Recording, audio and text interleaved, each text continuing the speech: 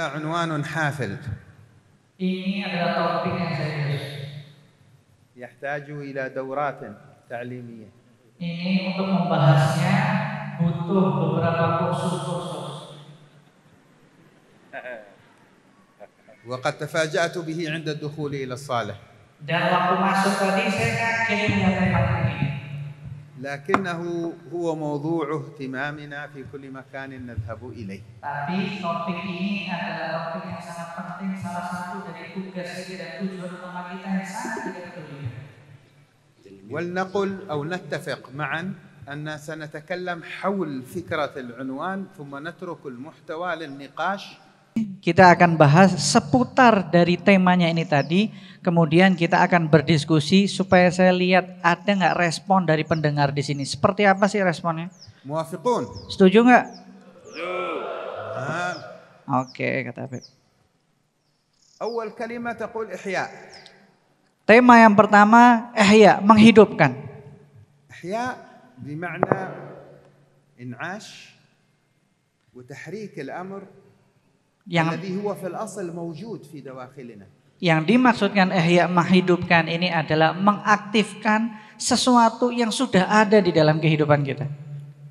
والنقلات الكبرى التي تحصل في العالم Dan perubahan besar-besaran yang terjadi di dunia ini لها ثلاثة أنماط. ada 3 poin. نمط يسمى النمط الإحيائي. Yang pertama adalah poin penghidupan. ونمط آخر في المصطلح الفلسفي المعاصر dan يقال له النمط الإصلاحي. Dan kemudian poin yang kedua di dalam istilah ilmu filsafat namanya arah memperbaiki. ونمط ثالث يقال له النمط الثوري. الثوري. Kemudian yang poin yang ketiga namanya adalah poin revolusi. النمط الثوري في 200 السنة الماضية نتائجه لم تكن جيدة في أغلب الأحيان. Dan kemudian poin yang ketiga, revolusinya di beberapa ratus tahun itu hasilnya tidak memuaskan. إلا الثورة على المحتل الذي يحتل الأرض. Kecuali revolusi kepada penjajah yang menjajah bumi. الاحتلال الذي يأتي من الخارج ويحتل البلاد نعم تخرج الناس عليه. لكن التغيير الداخلي عبر النموذج الثوري. Tapi perubahan jiwa yang dijadikan jalan dengan teori revolusi itu sendiri, غالب النماذج نتائجها كانت تخريبية. maka hasil-hasil yang didapatkan adalah hanya kerusakan. والمنطقة العربية عندنا يعني شاهد حي. Dan daerah Arab itu menjadi saksi mata hasil darinya. فالتغيير عبر النمط الثوري عندنا خرب بلدانا بأكملها وشرد شعوبا بأكملها. Dan kemudian hasil dari revolusinya terbukti menghancurkan negara kita dan mengusir bangsa dari negaranya sendiri. الشعب السوري الآن أكثر من نصفه لاجئ. Negara Suriah, setengah dari bangsanya itu sudah menjadi pengungsi. بين اللجوء للخارج وبين اللجوء الداخلي من منطقة إلى منطقة. Ada yang pengungsi sampai keluar negara, ada yang mengungsi di dalam negaranya sendiri. النمط الثاني الذي هو الإصلاحي لا نقصد به المعنى اللغوي لكلمة الإصلاح. كلمة الإصلاح معنى الراقٍ إن أريد إلا الإصلاح ما استطعت. لكن الكلام هنا عن المصطلح. Dan kemudian yang dimaksudkan poin yang kedua itu bukan maksudnya poin kedua yang artinya islah itu adalah kebaikan atau memperbaiki secara bahasa. Bukan, tapi ini adalah istilah. المعنى الاصطلاحي الفلسفي عرف في أوروبا إبان الحركة البروتستانتية. Kemudian istilah seperti itu sudah dikenal di era Eropa ketika itu pada zaman Protestan. وقام على أساس هدم مفهوم الالتزام بالمنهجية. Dan kemudian mereka berdiri atas dasar konsep untuk menjauhkan dari metode. أي أنه لا يعترف بالمنهجية. Yaitu mereka tidak mengakui adanya metode atau manhaj. اهدم الماضي وابني من جديد. Hancurkan yang lama, bangun yang baru. هو يشبه المفهوم الثوري ولكن من الناحية الفكرية. ذاك على الأرض الصراع وهذا في العقول على الفكر. Ini mirip seperti teori revolusi, yang satu revolusinya di bumi dengan perilaku, yang satu dengan teori pemikiran filsafat. وكانت نتائج عقود من القتال والصراع في أوروبا. Hasilnya adalah terjadi peperangan dan pertumpahan darah di Eropa. واليوم في العالم الإسلامي من يحاول الترويج لفكرة الطرح الإصلاحي الإسلامي على الطريقة البروتستانتية. Dan kemudian seakan-akan sekarang ditawarkan cara untuk memperbaiki secara Islami dengan metode Protestan. وهم الذين ينكرون القواعد والمناهج. Mereka adalah yang mengingkari kaedah-kaedah.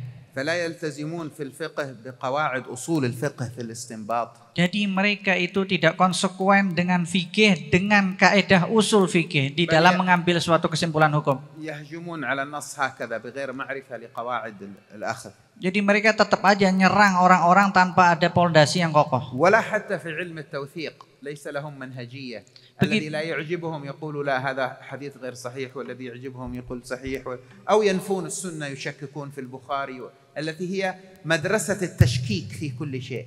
Begitu juga seperti cara atau gerakan untuk membuat seseorang itu ragu seperti dalam sistem dokumentasi. Mereka sudah mulai membuat kita jauh dari hadis dengan mengatakan tinggalkan hadis, nggak usah pakai hadis, yang ini lemah dan lain sebagainya. هذه مدارس يا أبنائي ليست جديدة.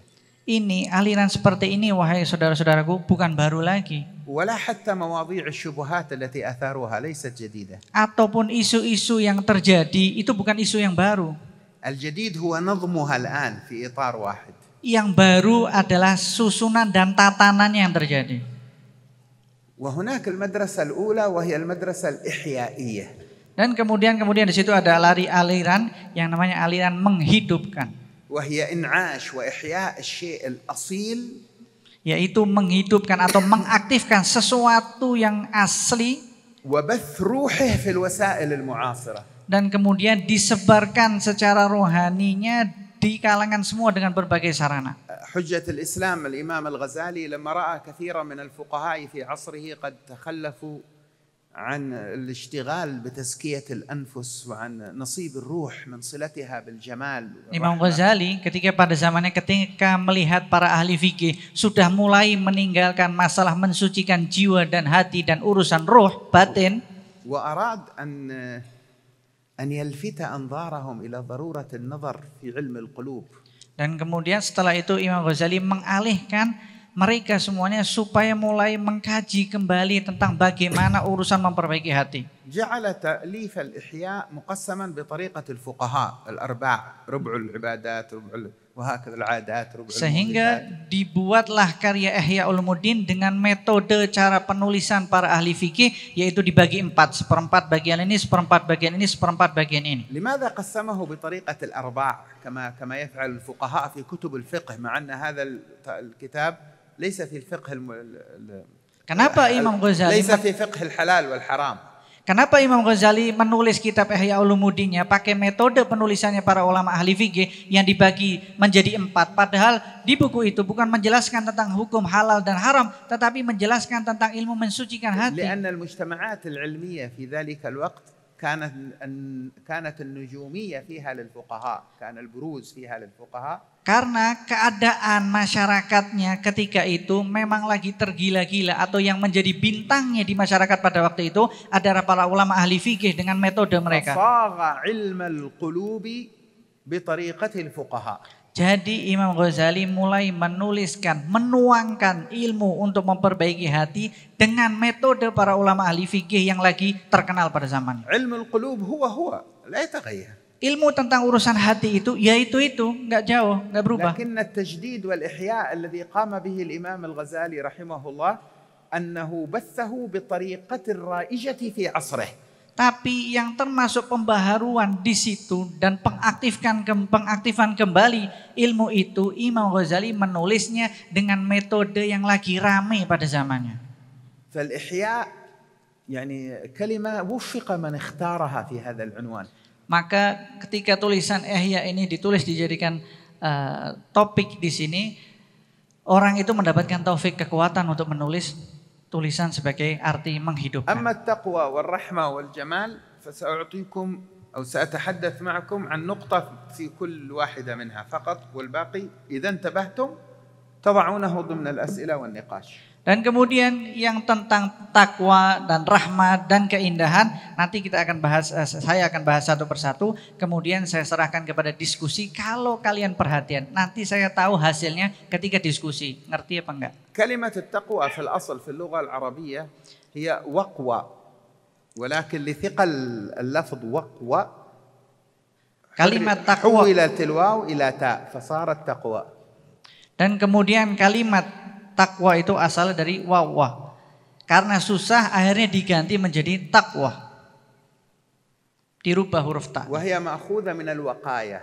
Itu terambil dari asal kata wiqayah, menjaga. فهي حديث عن أن تتقي شيء أي تحترس منه تحتمي منه. Yaitu berbicara tentang ketika kamu berlindung dari sesuatu atau mengambil tameng untuk melindungi diri dari segala sesuatu yang datang. أو تحتمي من أن تفقد شيء أنت تريده منه.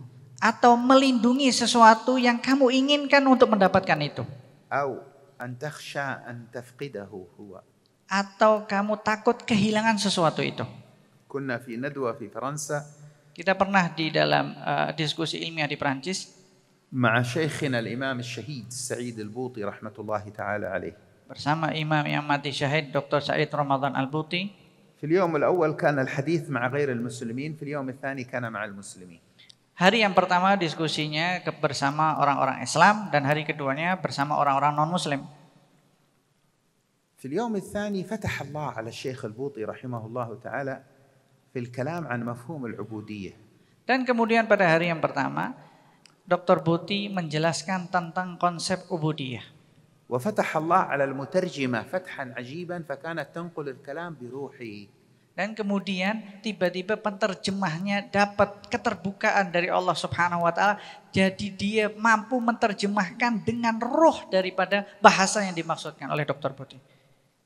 لما انتهينا من الكلمات وهكذا ودخلنا إلى حجرة نستريح في المكتبة إلى أن ينصرف الزحام من الناس. Dan kemudian ketika selesai semuanya ucapan, diskusi dan lain sebagainya, kita masuk ke kamar istirahat dan penuh orang berdesakan ketika itu. جاءنا صاحب المركز. Datang ketua senternya. وقال أنا آسف أنتم متعبون لكن في واحدة هنا كاتبة فرنسية وهي غير مؤمنة أصلا. Dan kemudian mengatakan, minta maaf, saya tahu kalian lagi capek, tapi di luar itu ada reporter, ada jurnalis Kristen. وهي الوحيدة من غير المسلمين الذين حضروا هذا اللقاء. Dia bukan Islam, satu-satunya yang hadir di acara orang-orang Islam ini tadi dari Prancis lagi. وهي تبكي بكاء شديدا وتصر أن تقابل الشيخ البوطي لتسأله سؤالا. Dan dia nangis sederas-derasnya, pokoknya ngotot tetap pengen ketemu sama Dr. Buti. فقال الشيخ تتفضل دخلت. Kemudian Dr. Buti mengatakan, oke silahkan masuk akhirnya jurnalis perempuan. قالت يا شيخ أنت أحدثت في داخلي زلزالا هذا اليوم. Kemudian perempuan itu mengatakan, wahai Syekh, kamu sudah membuat goncangan kuat di dalam batinku sekarang.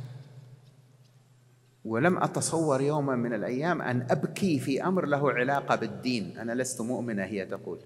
Dan aku nggak pernah kebayang aku akan menangis sesuatu yang ada hubungannya dengan agama karena aku ini bukan orang yang beriman.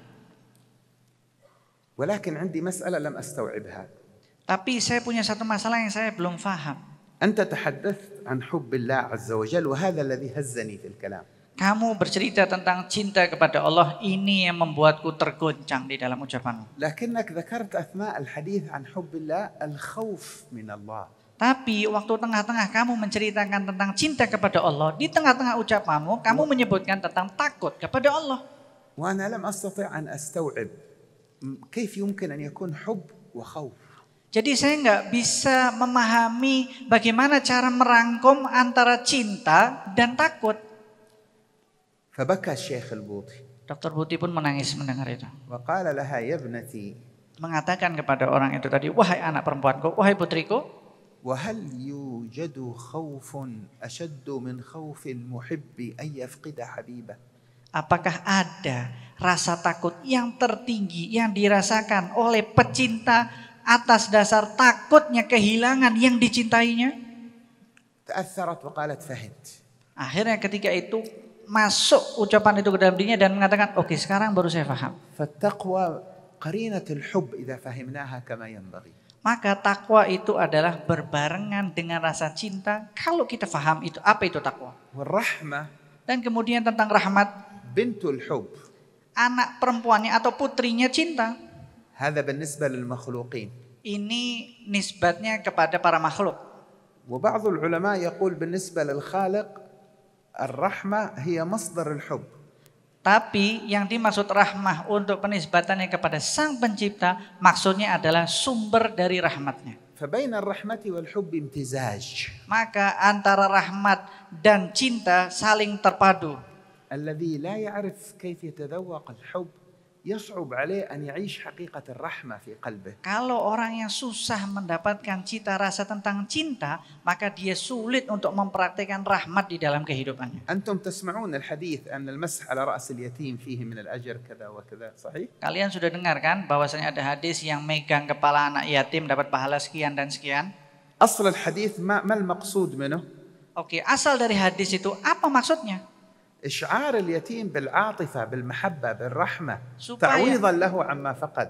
supaya dapat menyalurkan rasa kita kepada anak yatim itu supaya dia mendapatkan kasih sayang, dia mendapatkan pengganti atas sesuatu yang dia sudah kehilangan. لكن إذا فقدنا هذا المعنى تحول المسح على رأس اليتيم إلى سلوك آلي. صرت أرى الناس كأنها شيء خلاص مثل ما يتوضأ هكذا كل ما وجد يتيم يمسح رأسه. حتى صار الكثير من الأيتام لما حد يقول لحد فلان يتيم اليتيم يعمل هكذا خلاص ما يريد حد يمسح رأسه. Karena kehilangan dua rasa itu tadi, sehingga ketika seseorang sekarang ini megang anak yatim seperti robot, kayak otomatis cuma megang pek itu doang, sampai anak yatim nggak merasakan lagi sesuatu yang dia kehilangan daripadanya, sehingga sebagian anak yatim sekarang kalau mau dipegang kepalanya dia malah ngindarin diri supaya nggak mau dipegang kepalanya karena dipikir kayak robot cuma megang doang, nggak ada feel-nya di situ.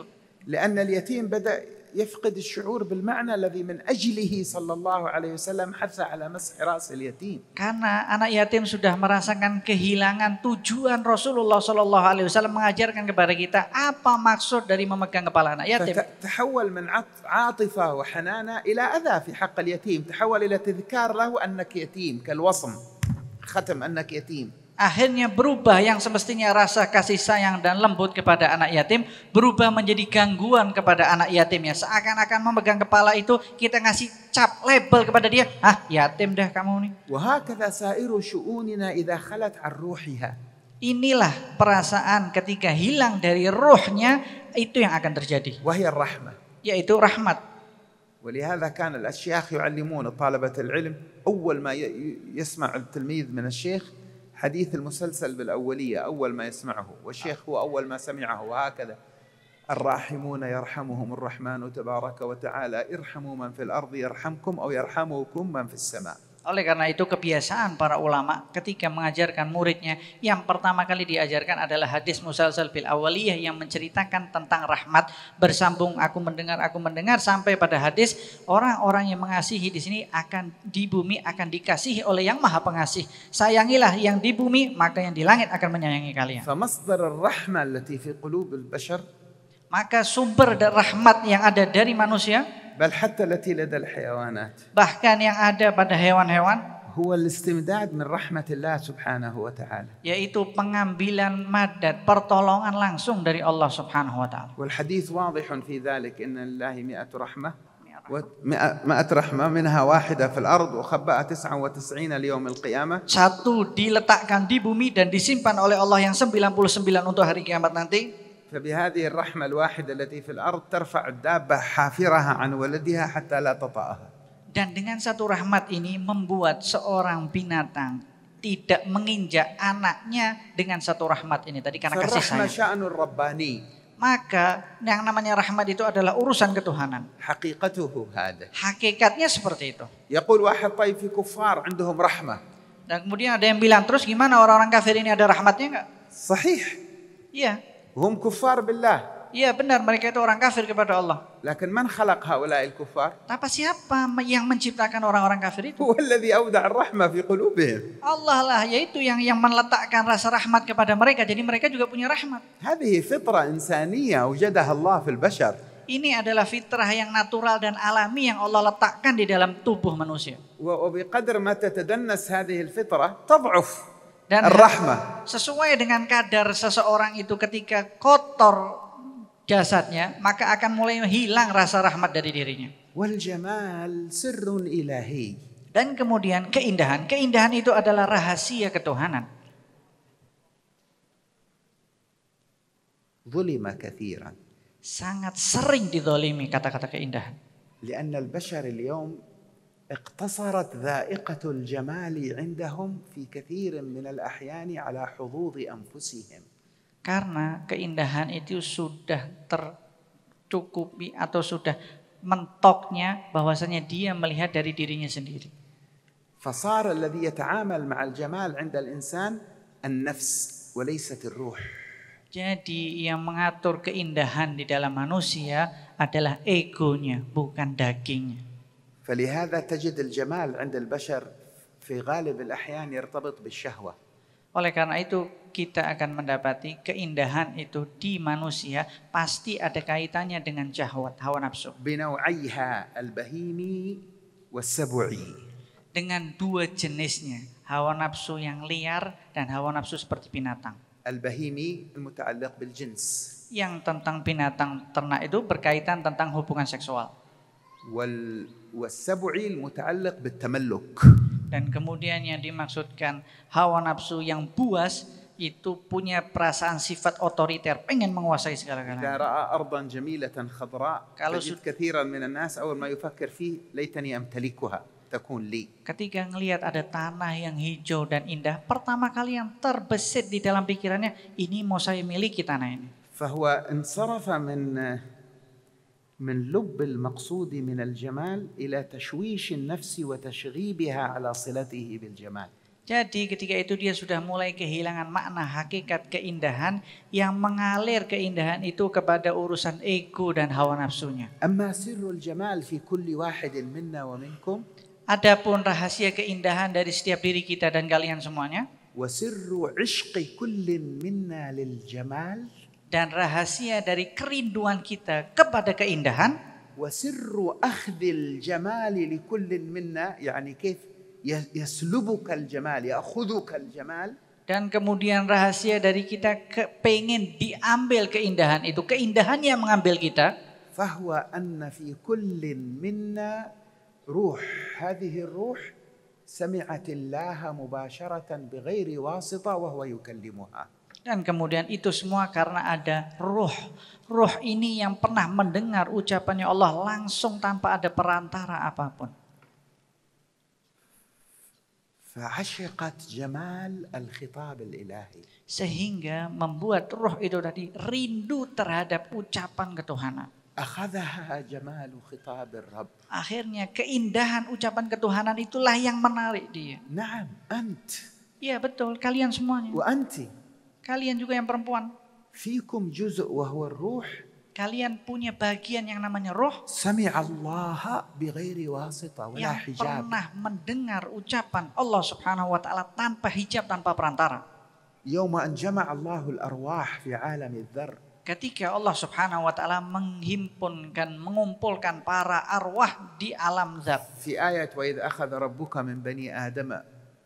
Sebagaimana disebutkan di dalam ayatnya ketika Allah Subhanahu wa taala mengambil janji dari Nabi Adam. حتى قال فيها. Sampai Allah mengatakan di dalam sambungan ayat tersebut. ألست بربكم. Bukankah aku ini Tuhan kalian semuanya? من قال هذا؟ Siapa yang ngomong ini? من؟ Siapa yang ngomong ini? Bukankah aku Tuhan kalian? من؟ Siapa? من؟ الله قال لمن؟ Allah ngomong kepada siapa? Mengucapkan kepada siapa? Bicara kepada siapa? لكم لأرواحكم كلكم. Kepada semua roh-roh kalian yang ada di sini. روحك سمعت الله وهو يقول ألست بربكم. Roh kalian ini pernah dengar langsung ketika Allah mengatakan, bukankah aku Tuhan kalian semuanya? وروحك كلمت الله فقالت بلى. Dan شهدنا. roh kalian menjawab pertanyaan dari Allah, ya kami menjadi saksi, engkaulah Tuhan kami. هذه اللحظة من التجلي الإلهي. Ini yang disebut sebagai penyingkapan rahasia ketuhanan, detik-detiknya. لا يزال جمالها مودعا في الروح. keindahan itu masih ada tertanam di dalam roh. ولا تزال الروح مشتاقة إليه. Dan terus roh itu masih tetap rindu dan kangen dari keindahan itu. وهي محبوسة في هذا الجسد. Dan roh itu terjaga dengan jasad yang ada di dalam jasad kita lagi ini sekarang. مكبلة بقيود الشهوات Dan والرغبات. kemudian terikat dengan memiliki hasrat dan hawa nafsu. ترى هذا المعترك في الدنيا الذي عليه الناس والصراع. Memperhatikan pertarungan dan konflik yang ada di depan mata kalian di dunia ini. وهي غريبة فيك. Itu aneh untukmu. Aneh di dalam dirimu. الإنسان عندما يكون غريبا عن أهله ووطنه يشعر بالأسى. Dan kemudian manusia itu kalau dia merasakan asing dari negaranya sendiri atau dari tempatnya, maka dia merasakan sendirian. ويشعر بالحنين إلى أهله ووطنه. Kemudian muncul rasa kangen, pengen balik ke negerinya sendiri, tempat asal dia. فكيف إذا كان فيك منك ما هو غريب، إذا كان هناك منك من هو غريب فيك. Dan kalau begitu bagaimana ketika ada dari kamu di dalam dirimu suatu sifat yang asing. كلما رأى التفاتك إلى ما عليه الناس هو يشعر بالغربة لأنه مشتاق للجمال. Setiap kalian melihat perilaku manusia yang nggak benar, kalian merasakan kesempitan di situ karena kangen pengen dapetin keindahan yang dulunya ada dan sampai sekarang masih ada di roh kalian. لهذا تحن الروح لكل ما هو جميل. Oleh karena itu roh nanti akan mengatakan akan mencari mana yang indah karena akan memberikan kesan dan pengaruh. لهذا الصوت الجميل يؤثر فينا. Oleh karena itu suara yang indah itu memberikan pengaruh dan kesan kepada diri kita. لهذا النسمة الجميلة إذا هبت تؤثر فينا. Begitu juga angin sepoi-sepoi yang enak, adem, anyem pasti akan ada pengaruhnya dan kesan untuk kita. هذا منظر الأرض الجميلة تؤثر فينا. Begitu juga dengan adanya pemandangan yang indah pasti akan ada efeknya untuk kita. التأثر الأول هذا أن الروح لما ترى شيء جميل تتحرك تتأثر efek تتذكر جمال الأقدس تحن إليه. Efek yang pertama ketika kalian melihat keindahan itu akan membuat diri kalian itu tersentak untuk bergerak. Kenapa? Karena nyambung cari dari keindahan yang dulu, keindahan ketuhanan yang pernah kalian rasakan. فهي في عناء مع صاحبها. Maka jadi lagi ada bertarung dan menderita. كالأميرة الراقية المسجونة. Ketika sama seperti seorang pangeran yang indah tapi berada di dalam penjara. لكن الله جعل في تزكية الأنفس ومجاهدتها ومعرفة عيوب النفس والتوقف عندها وذكر الله وإصلاح القلوب بابا لفتح منفذ للروح لترقى إلى ذلك العالم وأنت في الدنيا. Tapi pensucian jiwa, cara untuk mengenal aib-aib kita itu dijadikan sebagai cara untuk membuka agar roh kita bisa bebas terbang kembali mencari keindahan yang dulu pernah dialaminya. لاحظتم شيء في الثلاث النقاط الذين تحدثنا في كل واحدة منها عن معنى واحد. Kalian memperhatikan apa enggak 3 poin yang tadi telah kita jelaskan tentang takwa, rahmat dan keindahan? أن الجامع المشترك بينها Yang merangkumi semuanya, أن جميعها أصولها قلبية روحية. semua ini semuanya asal usulnya kembali terhadap urusan hati.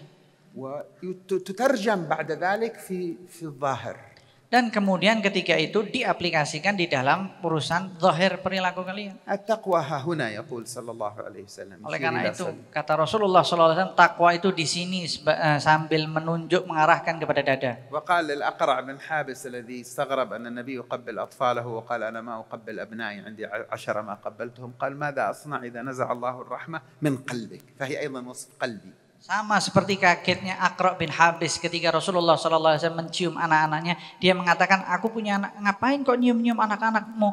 Aku punya anak 10 aja gak pernah nyium mereka. Kata Rasulullah, apakah Allah sudah mencabut rasa rahmat dan kasih sayang dari hatimu? Lihat Rasulullah mengatakan dari hatimu. فهي مسألة قلبية ها. Jadi ini urusan hati. وقلنا الروح متصل، الجمال متصل بالروح. Oleh karena itu keindahan itu bersambung dengan شيء roh. في باطن الإنسان. Maksudnya sesuatu yang ada di batin manusia. لكن له تعبير وانعكاس على الظاهر. Tapi punya kesan dan efek kepada zahir kalian. فالتقوى ما وقر في القلب وصدقه العمل. Karena yang namanya takwa yang tertanam di dalam hati dan dibenarkan di dalam perilakunya. والرحمة تظهر في الصدقة والمساعدة والمرأة المومس التي سقت كلبا رحمة به فغفر الله لها فظهرت في سلوكيات.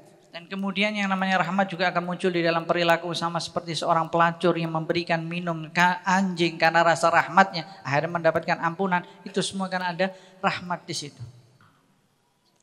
Allah yuhyiha fi qulubina insyaallah. Semoga Allah menghidupkan ini semua di hati-hati kita. هم قالوا لكم بعد ذلك للانتقال من القلب والباطن إلى العمل في السطر الثاني للألفية الجديدة يعني القرن الميلادي الذي نحن فيه الآن. Dan kemudian setelah pembahasan tentang hati, tema yang selanjutnya mengajarkan kepada kita supaya kita لماذا الألفية الجديدة يعني الناس الذين ولدوا بعد عام 2000 menerapkan tentang amal di dalam mempraktekkan atau mengaplikasikan di dalam amal kita. Kenapa disebut generasi milenial? Karena yang generasi lahir pada tahun 1000-an ya sekarang ini kebanyakan.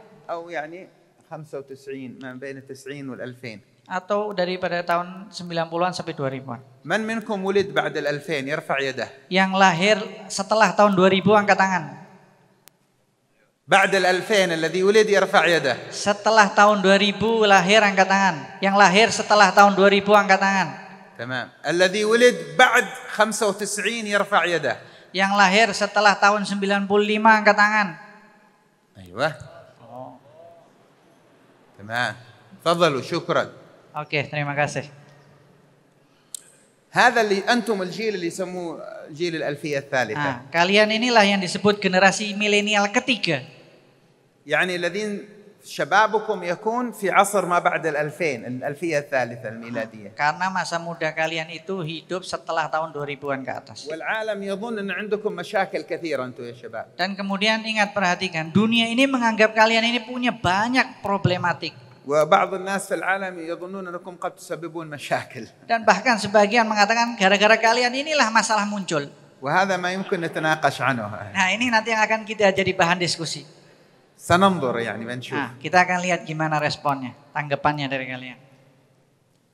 لكن جانب آخر مهم أنكم أنتم الذين ستقومون بالمهمة في هذه المرحلة. Tapi di sisi lain, nanti kamulah yang membawa tanggung jawab dan tugas-tugas itu pada masa yang mendatang. استوعبناكم أو لم نستوعبكم. Jadi kita yang memahami kalian atau kamu yang memahami kita? فهمناكم أو لم نفهمكم. Kami memberikan pemahaman kepada kalian atau tidak? ساعدناكم أو لم نساعدكم. Kami yang bantu kalian atau kami nggak bantu kalian? 15 سنين. 5 sampai 10 tahun. 15 سنة. Oke, hitung 15 tahun. وأنتم تتولون القيادة. Kalian nanti yang memegang kendali, jadi pemimpin atau jadi pejabat atau jadi yang lain. وتتحملون المسؤولية أمام الله والأجيال التي تليكم. Dan kemudian kalian akan memiliki tanggung jawab di depan Allah dan tanggung jawab yang kalian pikul ketika kalian mendapatkan kedudukan atau pangkat. لكني أشفق عليكم. Tapi saya ini kesian sama kalian. لأن نحن الأجيال التي قبلكم.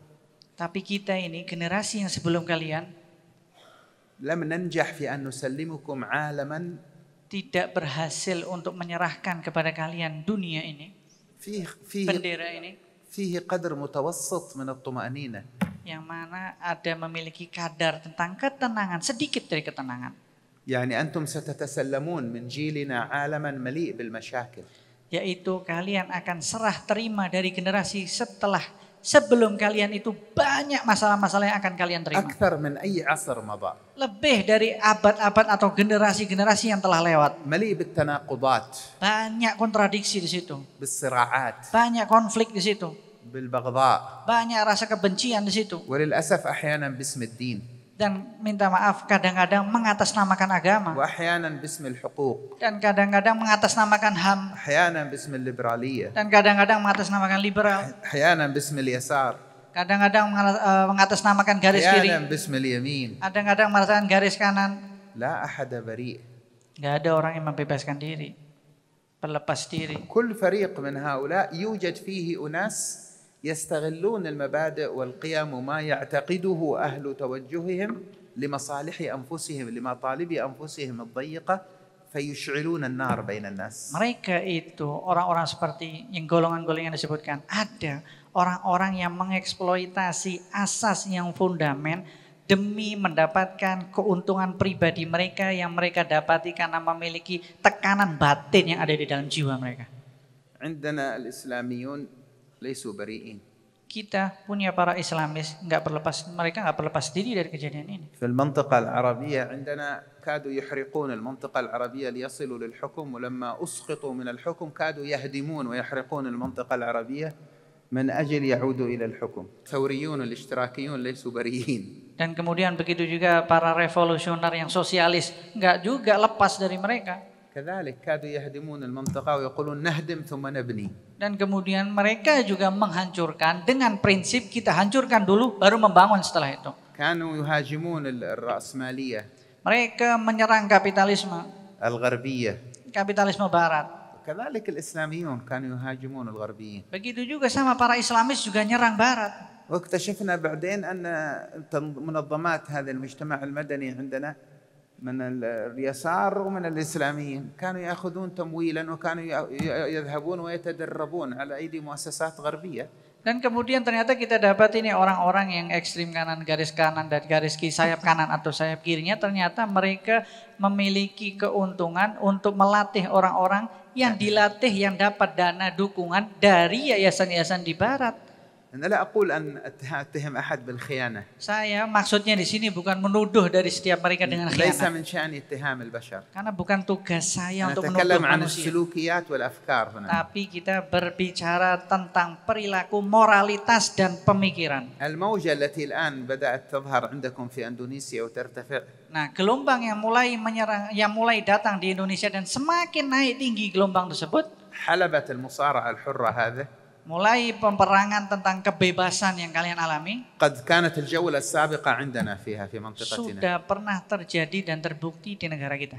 وكان من نتائجها هدم 4 دول عربية. Hasilnya sudah terbukti menghancurkan 4 negara Arab. وتشريد 4 شعوب عربية. Dan mengusir rakyat dari 4 negara tersebut. العراق. Yang pertama Irak, سوريا. yang kedua Suriah, اليمن. yang ketiga Yaman, ليبيا. yang keempat Libya. ضاعت. Udah hilang semuanya. تحتاج وقت طويل حتى تعود. Butuh waktu panjang untuk mengembalikan lagi. مع الناس الذين خرجت ما كانوا سيئين، كانوا يطالبون بحقوق ضد حكومات ظلمتهم. Mereka, orang-orang yang lari, yang keluar itu, mereka bukan orang-orang jahat, tapi mereka cuma pengen menuntut hak mereka karena hak mereka terzalimi, mereka menuntut kepada pemerintahannya. لكن الذين كانوا يديرون لعبة السياسة. Tapi mereka yang mempermainkan permainan politik itu, أوصلونا للذي وصلنا إليه. menyampaikan hasil dari apa yang kita alami sekarang ini. من الحكومات ومن المعارضات. Karena pemerintahan itu melawan daripada demonstran. نعم. Ya. كانوا يقولون الكلام الذي يقال الآن أمامكم في إندونيسيا. Dulu yang diomongin sama seperti yang diomongin di depan sini. والإسلاميون ينظرون لهذا بالحاكمية والجاهلية وحتمية الصدام Dan kemudian والاستعلاء بالإيمان. para Islamis mulai mengeluarkan istilah-istilah mereka, sistem-sistem mereka otoriter, determinasi, dan kemudian mereka merasa tinggi karena mereka adalah orang-orang yang beriman. واليساريون يروجون حقوق الطبقة الكادحة والعمال وحقوق الفقراء ومحاربة الفساد. Dan kemudian orang-orang yang tinggi-tinggi, para plutokaris mulai memiliki sistem oligarki, yaitu mulai merendahkan orang-orang yang tingkat bawah di bawah garis kemiskinan dengan atas nama meminta hak asasi manusia. أكثر من هذا أنهم لم يتورعوا في سبيل الوصول إلى ما أرادوا الوصول إليه من إثارة النعرات الطائفية في داخل الوطن الواحد. Mereka itu nggak warok, nggak hati-hati menjaga dalam proses konsep mereka itu supaya menyampaikan kepada tujuan sampai-sampai mereka nggak sadar mereka telah menyalakan api peperangan sektarian. في العراق أثاروا فتنة سنة وشيعة. Contohnya di Irak, mereka lah yang memicu konflik Sunni dan Syiah. ثم طوروها أيضا ضد المسيحيين والأيزيديين. Dan kemudian mulai semakin berkembang lagi melawan orang-orang Kristen, orang-orang Aziat. ولم يكن هناك بريء لا في السنة ولا في الشيعة بالنسبة للذين ارتكبوا الجرائم. Untuk orang yang melakukan kriminal itu tidak berlepas diri dari dan Sunni dan Syiahnya itu. يعني أن الشيعة والسنة كان فيهم من مارس الإجرام من الطرفين. Iya, benar. Di golongan Sunninya atau Syiahnya ada pelaku kriminal mereka di situ. Ada yang mereka yang melakukan kriminal. وأكبر جريمة أنهم قبلوا أن يحرضوا على بعضهم البعض باسم الطائفية. Dan kriminal yang terbesar adalah mereka terima kalau mereka saling dipanas-panasi dan diadu domba tentang itu. ولم يبالوا بهدم بلادهم. Dan mereka nggak peduli juga kalau negaranya hancur. انظروا الآن العراق Nah, coba sekarang lihat Irak apa yang terjadi. ما حالها الآن؟ Bagaimana keadaannya Irak sekarang? سوريا ما حالها؟ Syria, bagaimana keadaannya sekarang? بلادي أنا اليمن Negaraku sendiri, Yaman. ما حالها الآن؟ Bagaimana keadaannya? ليبيا ما حالها الآن؟ Libya juga bagaimana? بدأوا المسألة بأنهم ضد النظام الفاسد. Yang pertama kali dimulainya mereka melawan pemerintahan yang rusak. ومن لا يكون ضد الفساد؟ الناس تفاعلت معهم. Siapa yang nggak mau melawan memberantas kerusakan? Semua orang sama nggak suka dengan namanya ثم kerusakan. أثاروا النعرة الطائفية Kemudian mulai memicu konflik sektarian, سنة وشيعة، yaitu Sunni dan Syiah, مسلم مسيحي، antara Muslim dan orang Kristen, عربي وفارسي. antara orang Arab dan orang Persia. ثم أثاروا الناس ضد مؤسسات الدولة. Dan kemudian mulai memicu konflik melawan yayasan pemerintahan. انتبهوا يا شباب، Nah, perhatikan wahai para hadirin. هناك فرق بين النظام والدولة. Di sini ada perbedaan antara pemerintahan dan negara yang berdaulat. النظام جزء صغير في الدولة. Pemerintahan itu adalah bagian kecil dari suatu negara yang berdaulat. النظام الذي هو الحكومات التي تأتي وتذهب، الانتخابات. Maksudnya pemerintahan di sini adalah rezim yang berubah, selalu berubah dengan berubahnya pemilu yang terjadi. لكن الدولة أوسع من ذلك. Tapi yang namanya negara yang berdaulat itu lebih luas dari konsep الدولة pemerintahan. مؤسسات وشعب وأرض. Daulah negara itu tadi adalah yayasan dan bangsa dan tanah air. مؤسسات الدولة التي لا تتغير بتغير الانتخابات، الجيش، الشرطة، القضاء، التعليم، مثل الجامعة المحترمة. Yaitu yayasan kenegaraan yang nggak bakal berubah, seperti TNI-nya ada, Polri-nya ada, universitas-universitas negerinya itu nggak akan berubah. فإذا سمعتم من يحاول أن يحرضكم على هذه المؤسسات، Nah, kalau kalian mendengar ada yang mulai manas-manasin kalian dari tatanan yang disebutkan itu yayasan kepemerintahan di situ, أقول يحرضكم على المؤسسات. saya katakan lagi mereka memanas-manasi terhadap yayasan pemerintahan negeri. شخص فاسد في المؤسسة يحاسب، الناس بشر. Ya, ada memang orang di dalam pemerintahan, di dalam urusan kenegaraan negeri itu ada orang yang rusak. Nanti dia akan dihisap. سواء شرطة أو جيش أو قضاء أو تعليم، الفاسد الأفراد الفاسدين يحاسبون، لكن الذي يهاجم المؤسسة نفسها. Iya, kalau pribadi yang rusak di situ baik dia itu dari TNI-nya, Polri-nya atau di dalam dunia pendidikan negerinya. الذي يهدم Tapi قيمة المؤسسة في نفوس أبناء الوطن، yang menghancurkan moralitas bangsa tentang negerinya sendiri, فهو مجرم maka orang tadi adalah kriminal. ولو لبس عمامة كهذه العمامة. Dia tetap menjadi pelaku kriminal meskipun dia pakai imamah sebesar saya. أعيد، Saya ulangi lagi. الذي يحرض على مؤسسات الدولة Yang memanas-manasi terhadap yayasan-yayasan negeri negara, الوطنية institusi-institusi pemerintahan, فهو مجرم itu adalah pelaku kriminal. ولو لبس عمامة، Meskipun orang tadi pakai imamah, ولو قال لكم دين، meskipun mengatasnamakan itu agama, ولو قال لكم نصرة الإسلام، meskipun dia mengatakan kepada kalian menolong Islam, membela Islam, إما هو مغفل يضحك عليه أو كذاب. itu mungkin dia orang bodoh yang diketawain atau dia itu penipu. أيا كان هذا الإنسان، Siapapun manusia ini. لأن التحريض على مؤسسات الدولة معناه هدم الدولة. Karena ketika ada orang yang memanas-manasi tentang mengusik institusi pemerintah, institusi negara, maka maknanya dia akan menghancurkan negara yang berdaulat itu. وهدم الدولة معناه إضاعة الكليات الخمس. Dan maksudnya menghancurkan negara berarti dia akan menghancurkan pondasi utama 5 yang ada di dalam agama. الدين Yang pertama agama, والنفس، menjaga jiwa, يعني الحياة، kehidupan maksudnya, والعقل dan kemudian akal, والعرض dan harga diri, والمال. dan harta. وانظروا إلى الدول التي سقطت ماذا حصل في الخمسة هذه. Dan lihat, coba perhatikan negara-negara yang sudah jatuh. Coba perhatikan dari 5 pondasi yang penting di dalam agama ini. لأن من مهام الدولة كما ذكر إمام الحرمين الجويني في غياث الأمم، وكما ذكر الإمام الماوردي في الأحكام السلطانية وغيرهما، أن من مهام الدولة حفظ الكليات الخمس. Bagaimana disebutkan oleh Imam Juwaini dan disebutkan juga Imam Mawardi di kitab mereka bahwasannya peran negara yang berdaulat adalah menjaga 5 landasan utama di dalam agama itu tadi. طيب واحد يقول هي مقصرة في حق الدين أو ترتكب أشياء تضر بما له صلة بالدين الدولة. Dan kemudian ini ada negara tapi dia nggak merespon tentang agama, atau mungkin dia teledor, atau mungkin nggak perhatian, atau mungkin nggak nolong tentang agama kita. نطالبها بألا تفعل. Iya, kita tuntut dia supaya nggak melakukan seperti itu. نعمل على تصحيح المسار. Iya, kita arahkan dengan tujuan, dengan arah yang benar. لكن هدم الدولة لا. Tapi untuk menghancurkan negara enggak. لكن ليس هذا وحده الذي نريد أن نقوله في مسألة الوطن والإنسانية. لا لا لا. Bukan ini aja yang saya maksudkan ketika saya membahas tentang negara, bangsa di sini. هذا المحذور. Ini adalah perkara-perkara yang diwaspadai. Hati-hati, ada titik merah di situ. لكن ما هو المطلوب؟ Tapi apa yang sangat disarankan? كل منكم في تخصصه هل سأل نفسه لماذا أنا في هذا التخصص؟ Kalian semua di dalam fakultas, di dalam keistimewaan dia sendiri, urusan dia sendiri, teliti dia sendiri. Apakah dia pernah bertanya untuk apa saya itu memperdalami ilmu sesuatu ini? وماذا أريد أن أحقق من هذا التخصص؟ Dan apa tujuan aku yang akan merealisasikan dari fakultas yang aku masuk, aku kekhususan dari yang aku pelajari? وكيف سيكون تخصصي وسيلة لتقربي إلى الله؟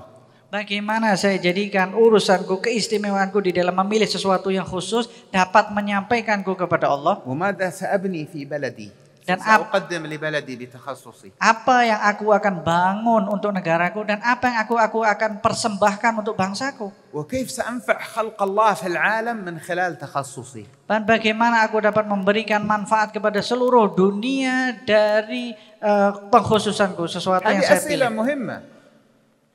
Ini pertanyaan yang penting. هذه أسئلة مهمة. بدونها Tanpa ini يتخرج الواحد منا موظف. maka alumni hanya akan menjadi pegawai saja. أو حصالة نقود. Atau cuma mau nyari untung duit aja. أو خدام أو ترس في المصنع العالمي الذي يحصل. Atau dia pegawai, atau dia menjadi tameng untuk pabrik-pabrik yang ada di negara luar. لكن إن فهمت المعنى من الدراسة التي تدرسها، لماذا تدرس هنا وماذا تدرس ماذا ستؤدي به؟ Dan kemudian pelajaran yang kalian pelajari itu dengan apa kalian akan pelajari, dan untuk apa kalian belajar itu, apa tujuan yang kalian pelajari itu. فالأمر مختلف. Maka kalau udah seperti itu urusannya beda. لأنك لن تجد وقتا للترهات التي يخوض فيها غيرك. Karena kalian nggak ada punya kesempatan untuk ngambil pendapat-pendapat yang diberikan kepada kalian kalau kalian sibuk di situ. بل ستكون ممتلئ الوقت في كيفية تحقيق مشروعك. Karena kalian akan memiliki waktu yang penuh bagaimana cara merealisasikan tujuan daripada belajarmu untuk proyek masa depanmu. سيحرص كل واحد منكم أو كل مجموعة منكم على أن يصلوا إلى آخر ما توصل إليه العالم في المجال الذي يتخصص فيه ويبدأ من حيث انتهى العالم فيزيد على الذي عند العالم. Jadi kalian akan sibuk dan semangat, tamak dan rakus untuk mempelajari supaya berhasil merealisasikan cita-cita kalian membangun sesuatu yang ada di dunia. Ketika dunia sudah berada di garis finishnya, disitulah kalian memulai kembali. كم مسلم حصل على جائزة نوبل للعلوم؟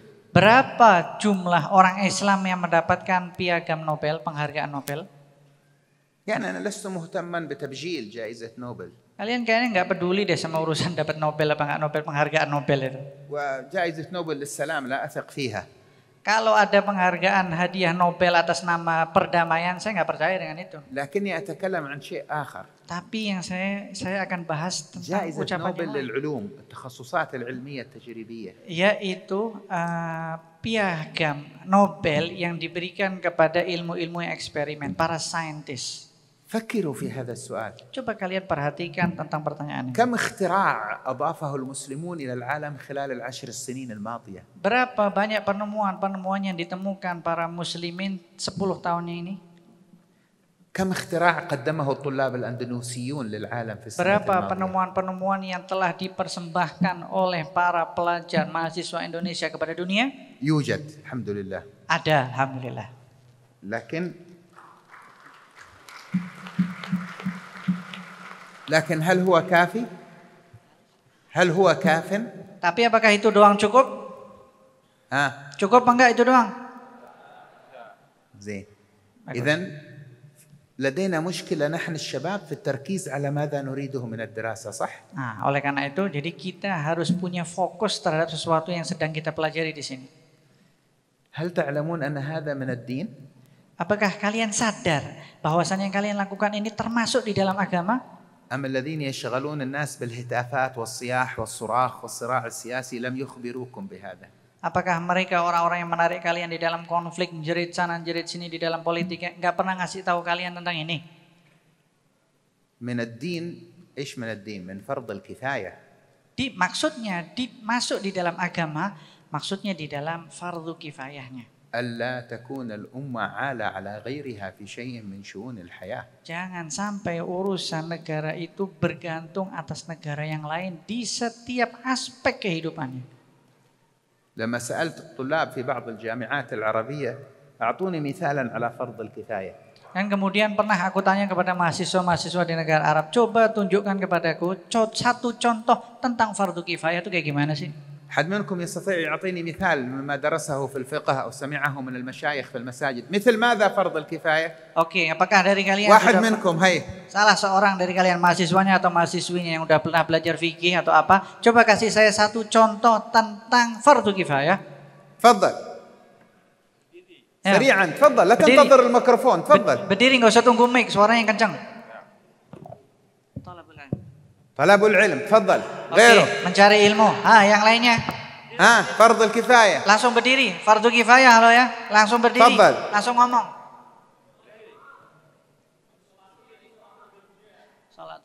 صلاة الجنازة أحسنت. Oke, salat jenazah. Bagus. Ada lagi?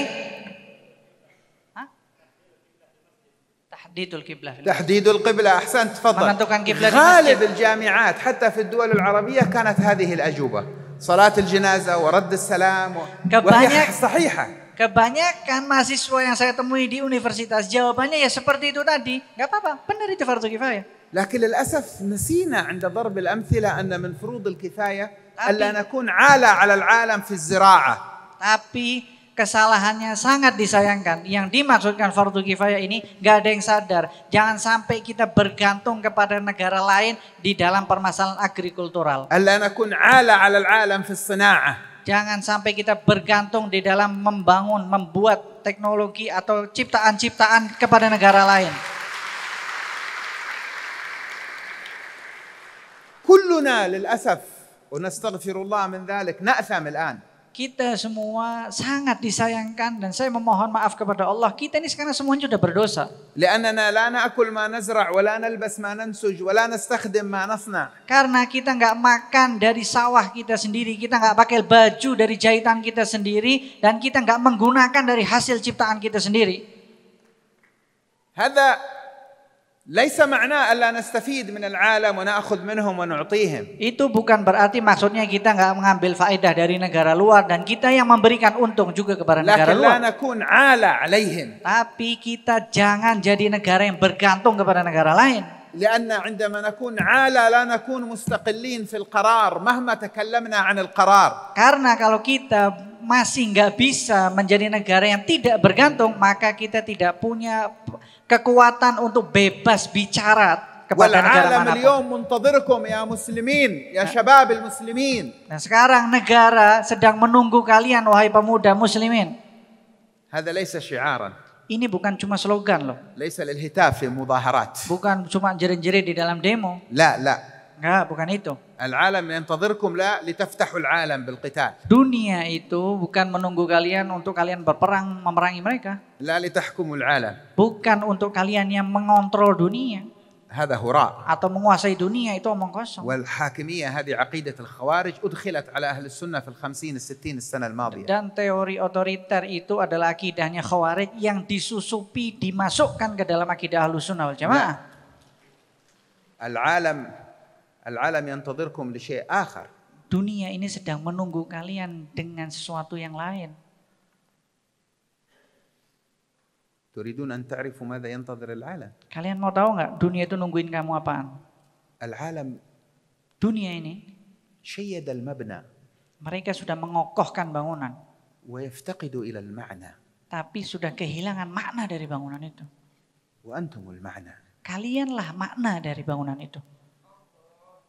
لكن حتى يسمع منكم العالم أو حتى يجد العالم فيكم هذا المعنى، Tapi supaya dunia itu mendengar dari kalian dan dunia itu merasakan makna dari kalian, ينبغي أن تعيشوا أنتم هذا المعنى. kalian harus benar-benar meresapi makna ini di dalam kehidupan kalian. معنى أن تحبوا، Maknanya adalah kalian harus mencintai. أن ترفضوا الكراهية Kalian harus menolak kebencian. حتى تجاه من يكرهكم يبغضكم. Meskipun kepada seseorang yang membenci kalian dan memusuhi kalian. أن تعبروا بلسان فيه نور الإحسان. Kalian orang-orang yang mampu mengungkapkan kebaikan dengan cahaya ihsan. هل الآية القرآنية فيها وقولوا للمسلمين حسنا؟ Apakah di dalam Al-Quran ayatnya katakanlah kepada orang-orang muslim dengan ucapan yang baik? ذكروني الآية وقولوا للمسلمين حسنا. Benar apa enggak ayatnya waqulu lil muslimina husna? Ucapkanlah kepada orang-orang muslim dengan ucapan yang baik. Benar apa enggak ayatnya? في آية هكذا وقولوا للمسلمين حسنا. في آية هكذا. Ada enggak ayat yang kayak gitu tadi disebutkan sama beliau? طيب في آية تقول وقولوا للمحسنين حسنا. في آية هكذا. Atau ada lagi yang mengatakan ayat yang disebutkan tadi? Mengatakan kepada orang yang berbuat baik dengan ucapan yang baik. Oke, kalau gitu ayatnya apa? وقولوا للناس حسنا. Ucapkanlah kepada semua manusia dengan ucapan yang baik. ادفع بالتي هي أحسن. Balaslah dengan balasan yang baik. فإذا الذي بينك وبينه عداوة كأنه ولي حميم. Kalau kamu dan dia ada permusuhan di situ seakan-akan kamu itu sahabat karibnya. العالم ينتظر المعنى في صلتكم بالوجود بالأرض بالسماء. Itu ayat itu menunggu kalian yang ada kaitannya antara bumi dengan langit. العالم الذي وصل إلى القمر والذي اخترع النانومتر والذي اخترع الفيمتو ثانية والذي اخترع الذكاء الصناعي. Dunia yang sudah menemukan yang katanya sudah sampai ke bulan, yang menemukan ilmu nanometer atau yang menemukan kecerdasan buatan. Dunia itu هو الآن لديه معضلة كبيرة لأنه كلما تقدم في مخترعاته كلما دمر الأرض التي يعيش فيها. Mereka punya tekanan batin karena setiap mereka menemukan penemuan-penemuan yang mutakhir, ternyata penemuan itu akan menghancurkan negara mereka sendiri. الاحتباس الحراري وتهديد طبقة الأوزون وذوبان الثلج في القطب الشمالي المتجمد وتهديد القارات بالغرق.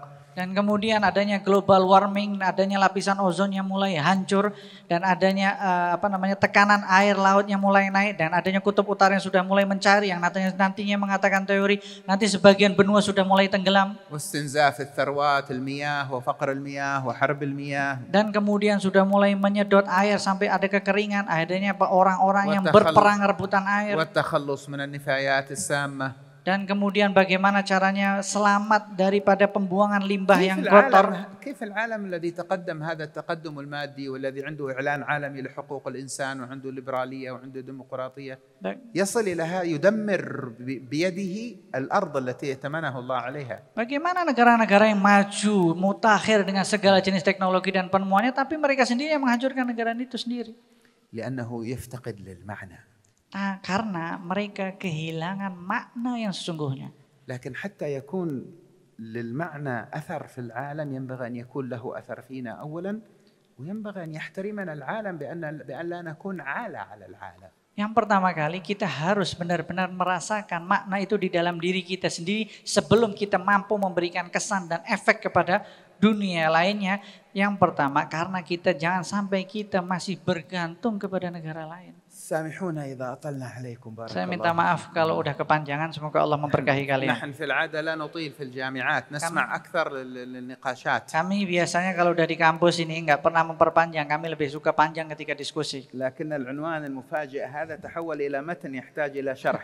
Tapi tema yang ada di sini membuat kita seakan-akan temanya itu matan yang mengharuskan kita mensyarahkan matan itu tadi. بارك الله فيكم ووفقكم ونحن في الاستماع إليكم. Amin. Oke, sekarang kita duduk.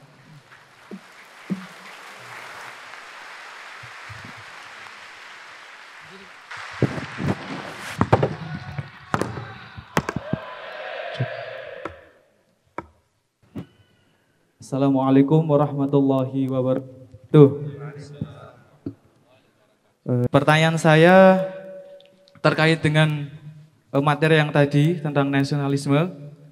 Di perguruan tinggi saat ini banyak yang أتقول أن هناك أناس يعترضون على مفهوم الوطنية ويجعلونه مقابل للدين يعني لا يتفق مع الدين. Maksudnya kamu tadi ada orang-orang yang membuat perlawanan kontradiksi antara nasionalisme dengan agama kan?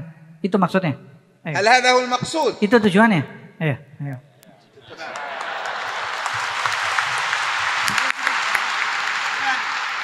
Yang kedua. Assalamualaikum warahmatullahi wabarakatuh. Ismi Muhammad Mahin min Baladi Qudus, Baladi Sayyid Ja'far As-Sadiq, ahadul masyhurin awliya al masyhurin. باختصار عندي أسئلة تتعلق بعنوان هذا الموضوع. أولا أنكم ذكرتم التجليات الإلهية. ما معنى التجليات الإلهية؟ لأن هذا الاصطلاح ربما يعصر علينا معشر الطلاب فهمه، حيث تعلق هذه الاصطلاح بقوله تعالى فلما تجلى ربه للجبل جعله دكا وخر موسى صعقا. السؤال الثاني أنكم ذكرتم اصطلاح النفس والقلب والروح، وما هو المراد بهذه الاصطلاح وما علاقة هذا الروح بالقلب والقلب بالنفس؟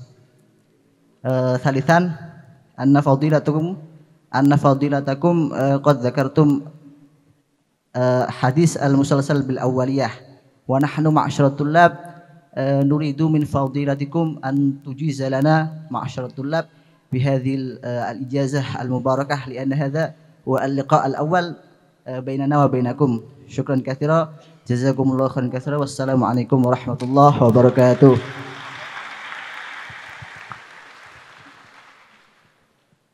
Assalamualaikum, terima kasih Habib atas waktunya. Nama saya Ishak. Pertanyaan saya adalah, saya seorang, sebelumnya saya seorang ekspertis di bidang teknologi dari Australia, lulusan saya. Di samping itu juga saya adalah seorang santri yang juga dulunya pernah di Darul Mustafa. Keseharian saya sebagai konsultan teknologi selalu bertentangan kepada keinginan saya atau tugas saya sebagai santri. Apakah keseharian saya sebagai konsultan atau ekspertis di bidang teknologi ini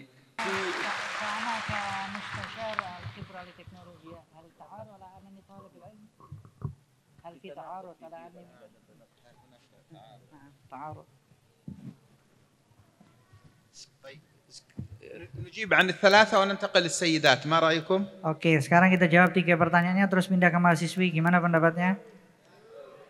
تمام. نبدأ بالأخير. المهندس إحسان اسمه حق التكنولوجيا. Oh, yang dimulai dari yang terakhir dari ekspatrian teknologi tadi ya? Apa? Tadi konsultannya. طيب. فين إحسان بارك الله فيك. Okay, لا تعارض بل bagus, tidak ada pertentangan dan nggak ada kontradiksi di situ. بل توسعك في هذا التخصص بنية خدمة الإسلام وخدمة الوطن وخدمة البشرية يجعل طلبك لهذا العلم طلب للآخرة ليس للدنيا. Dan tujuanmu ketika di dalam expert di dalam teknologi itu semua sebagai bentuk khidmat kepada agama, khidmat kepada bangsa dan negara, itu berarti kamu punya tujuan untuk akhirat nanti. حجة الإسلام الغزالي لما ذكر العلوم الدنيوية عد الفقه من علوم الدنيا.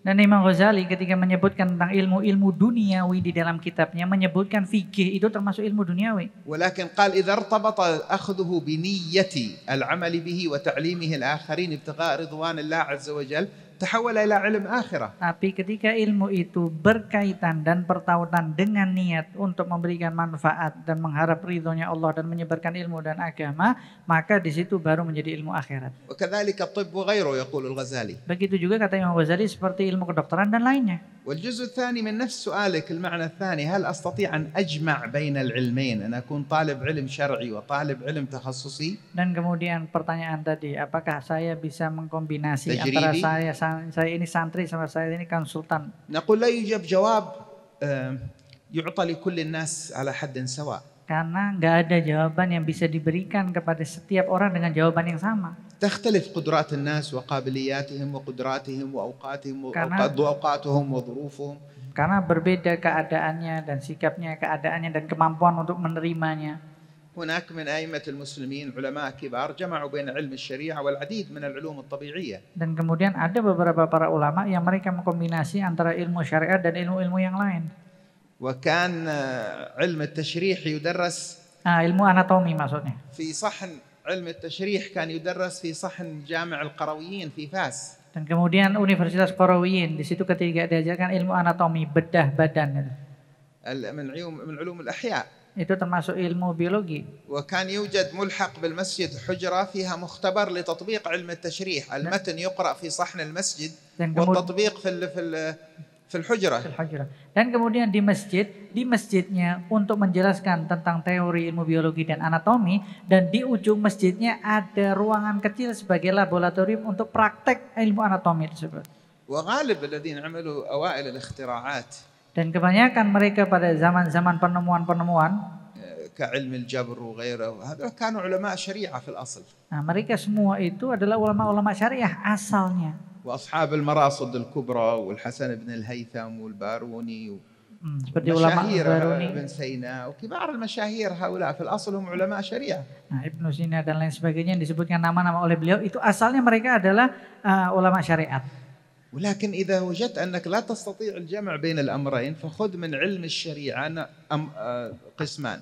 Maka kalau kamu sulit untuk mengkombinasi antara ilmu syariat dengan kepakaranmu di situ, القسم الأول المتعين الذي يجب على كل مسلم أن yang يعرفه. pertama ambil di dalam ilmu syariatnya fardu ainnya yang penting di dalam itu urusannya. القسم الثاني ما له صلة بمجال تخصصك. Dan yang kedua ambil ilmu syariat yang ada kaitannya tentang kepakaran ilmu pakaran yang kamu spesialisasi di situ, spesialis. واجعل تركيزك الأكبر على تخصصك. Dan fokus kepada sesuatu spesialismu di situ. وركز كيف تجعل من تخصصك وسيلة لإنهاض بلادك Dan وأمتك. kemudian fokus kepada keahlian di situ dan kepakaranmu di situ, bagaimana caranya dengan ilmu dan kepakaranmu dapat membuat bangsa ini menjadi bangkit. وكيف تثبت للناس في مجالات التعامل مع تخصصك الذين يتعاملون مع تخصصك أنه يمكن أن يكون هناك نجاح وأخلاق ودين. Dan kemudian kamu bisa membuktikan kepada orang-orang yang di lingkungan sekitar kamu bahwasanya kesuksesan itu bisa juga dengan agama, dengan akhlak dan moral yang kamu aplikasikan di dalam pekerjaan kamu. بل إن حقيقة النجاح هناك تكمن. Dan hakikat keberhasilan dan kesuksesan ada di situ. تفضل بارك الله فيك. إلهام. Terima kasih. إلهام كان يتكلم عن مفهوم الوطنية بارك الله فيه صحيح. إلهام. هذا تشويش حصل من جهتين وقد تكلمنا عنه في إيش من جامعة قبل يومين عندنا. حصل تشويش تكلمنا عن الوطنية في الملك إبراهيم. حصل تشويش كبير في هذه المسألة. Ada hasil, ya betul, ketika berbicara tentang konsep nasionalis memang ada pengaburan sedikit tentang pemahaman konsep tersebut dari agama yang sudah kita bahas di UIN Wali Songo. من طرفين. Dari dua segi, dua grup. طرف جعل الوطنية بديلا للديانة لأثر الديانة في الحياة تدخل الدين في الحياة. Yang pertama ada pencampur adukan menyampur-campurkan urusan agama dengan adat. وطرف Dan kemudian di sisi yang lain اعتبر الإسلام نافيا لمفهوم الوطنية ناسخا للوطنية. mengibaratkan bahwasanya Islam itulah yang menafikan konsep nasionalisme. الطرف الأول مجموعة من الفلاسفة الغربيين جون جاك روسو ومن بعده. Dan kemudian yang kelompok yang pertama adalah para filosof John Jacques Rousseau tadi. يعني جون جاك روسو وجون لوك وهيجل وغيرهم تكلموا عن مفهوم الوطنية في مرحلة كانت في أوروبا تنفض الدين عن حياتها. Dan kemudian mereka para filosof itu tadi berbicara tentang konsep nasionalisme ketika bangsa pada zamannya itu sudah menolak tentang agama. بسبب تسلط الكنيسة. Karena adanya otoriter dari pihak gereja. وانتبهوا يا مشايخ لهذا الكلام. Hati-hati, perhatikan wahai para guru, ucapannya tadi ada otorisasi dari gereja. أوروبا نفضت الدين وحرمت من تدخل الدين في الحياة. Eropa sudah melepaskan agama dan mengharamkan agama بسبب تسلط رجال الدين. Dengan sebab ada otoriter dari orang-orang yang mengaku agamis. ولن Orang-orang أزيد agamis. عن هذه العبارة يكفي. Dan saya nggak akan tambahkan lagi teksnya yang lebih dari ini. Saya rasa dengan teks ini tadi sudah cukup kalian dapat pahami. الجانب الآخر Dari sisi yang lainnya, ظهرت فكرة عند بعض الإسلاميين المتأخرين وعلى رأسهم الأستاذ سيد قطب غفر الله له. kemudian mulai muncul dari para Islamis kontemporer seperti Dr. Said Ridho. وهي فكرة من أفكار الخوارج المنحرفة عن أهل السنة والجماعة باعتبار عدم تحكيم ما أنزل الله كفر مخرج عن الملة. Dan kemudian mereka memiliki konsep ketika penghakiman itu tidak kembali kepada hukum Allah, maka kafir. أنا لا أتكلم عن الشخص بين يدي الله وقد ضحى بحياته مقابل مبدأ. Saya tidak berbicara terhadap pribadi seseorang. Orang tersebut telah meninggal dan telah bertemu kepada Allah, mempertahankan konsep fundamen yang dia yakini. اتفقت أو اختلفت معه على المبدأ هو كان صادقا مع نفسه في مبدئه. Baik, saya setuju atau enggak setuju dengan konsep asas dia sudah kembali kepada Allah dengan konsep yang diyakininya. Karena dia jujur dan tulus di dalam menerapkannya. نحن نتكلم عن فكر تسال بسببه دماء الآن. Kita berbicara tentang pemikiran yang dengan sebab pemikiran itulah darah tertumpah. وتهدم أعراض أوطان. Dan kemudian dihancurkan bangsa dan negeri. وخالف إجماع أهل السنة والجماعة. Dan berbeda pendapat dengan Ahlus Sunnah wal Jamaah. بأن جعل الحكم من أصول الدين. Dengan menjadikan hukum itu, pemerintahan itu asal usulnya agama. يعني من أصول العقيدة. Yaitu menjadikan sebagai usulnya akidah. واستحدث بدعة اسمها توحيد الحاكمية. Dan kemudian mereka membuat sesuatu yang bid'ah, namanya kesatuan otorisasi. يقابلها شرك الحاكمية. Yang itu menghadapi lawannya, depannya adalah syirik otoritas atau mempersekutukan sesuatu yang otoriter. ومرجع هذه الأفكار في أصولها العقدية إلى عقيدة الخوارج. Dan kemudian referensi utama dua pemikiran itu kembali kepada pemikiran kaum Khawarij. الذين كفروا سيدنا علي بن أبي طالب على هذا الأساس. Yang mereka mengkafirkan Sayyidina Ali atas landasan ini. ومن ناحية أخرى جعل الحاكمية من أصول الدين هذه عقيدة الشيعة. Dan kemudian di sisi yang lain juga yang menjadikan konsep otoriter ini sebagai asal dari akidah, mereka adalah kaum Syiah. قد نص إمام الحرمين الجويني وغيره من أئمة المسلمين Imam Juwaini sudah menyebutkan termasuk على imam-imam أن Ahlus أمور Sunnah. الإمامة من مسائل الحلال والحرام ليست من مسائل العقيدة. Ala-anai. الإمامة يعني الحكم. Yaitu pemerintahan itu adalah asal daripada sesuatu agama atau akidah yang dapat menentukan halal dan haram. وإنما يوردها أهل السنة في كتب العقيدة ليردوا على من جعلها من العقيدة. Jadi para ulama Ahlussunnah meletakkan konsep itu di dalam buku-buku akidah supaya membantah mereka di dalam konsep akidah. بناء على هذا بنى نظرية ثانية لن أطيل الكلام عنها اسمها الجاهلية وأخذ الاسم من القرآن ومن السنة لكن المصطلح الذي نحته أيضا مبتدع. وبناء على ذلك أدى هذا إلى ظهور فرق وجماعات إسلامية كفرت الحاكم والشعوب وهي التي أجازت الانتحار والعمليات الانتحارية وغيرها. هذا منبعها. ولكن وكان يقول لمن معه غفر الله تعالى له ما الوطن إلا حفنة من تراب. هو للأسف سيد قطب يقول عن الوطن ما هو إلا حفنة من تراب.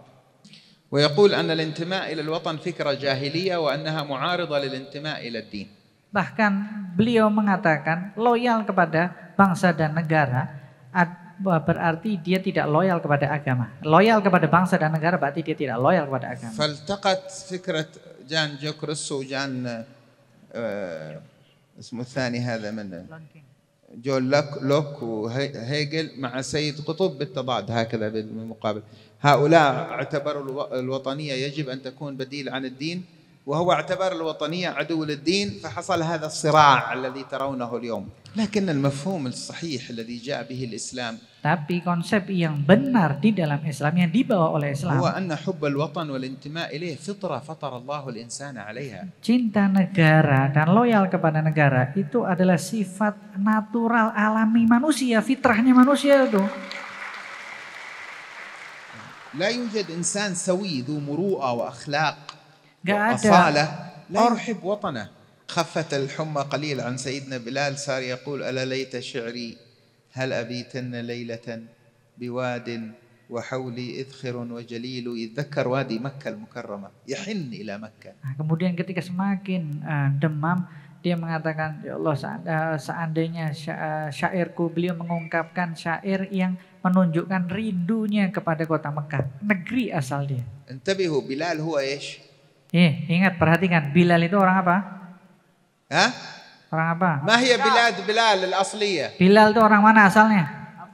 بلال Bilal apa? Aslinya orang mana? الحبشي صح؟ Al-Habasyi, benar? سيدنا بلال الحبشي. Bilal itu Al-Habasyi dari... صح؟ Benar apa enggak? Bilal itu dari Ethiopia, Al-Habasyi. فكيف يحن إلى مكة؟ Bagaimana kok dia kangen dan rindu ke Mekah? هو ولد في مكة. Dia dilahirkan di Mekah. طيب هل أكرمته مكة؟ Mekah menghormati enggak dia yang lahir di Mekah? بالعكس أهانته. كان مستعبدا في مكة عبدا مملوكا. Enggak, terbalik, justru malah dihinakan, dijadikan budak di negaranya sendiri. ولما آمن وأسلم عذب في مكة. Ketika dia beriman dan Islam, dia disiksa di negerinya sendiri. فهي البلدة التي ما رأى منها إلا العبودية والتعذيب. Jadi di negara itu dia tidak melihat kecuali penghambasahayaan dan penyiksaan yang dia alami. انتبهوا ها. Nah, perhatikan. لأن البعض يبررون Karena جحودهم لأوطانهم بأن أوطانهم لم تعطهم حقهم أو أساءت إليهم. hati-hati, sebagian orang mengatakan sudah lawan aja negara karena negara itu enggak memberikan hak, enggak karena keinginan rakyatnya sesuai dengan keinginan rakyatnya. سيدنا بلال سحب على الرمضاء على الرمل الحار في مكة حتى ظهر شحم ظهره من جلده. Sayyidina Bilal itu diseret di tengah padang pasir yang panas sampai kelihatan tulang sumsum, tulang punggungnya. ومع ذلك يحن إلى ذلك الوطن الذي عذب فيه. Dengan sudah disiksa seperti itu masih kangen kepada negerinya sendiri, padahal dia disiksa di negerinya sendiri. وما هاجر منه إلا اضطرارا.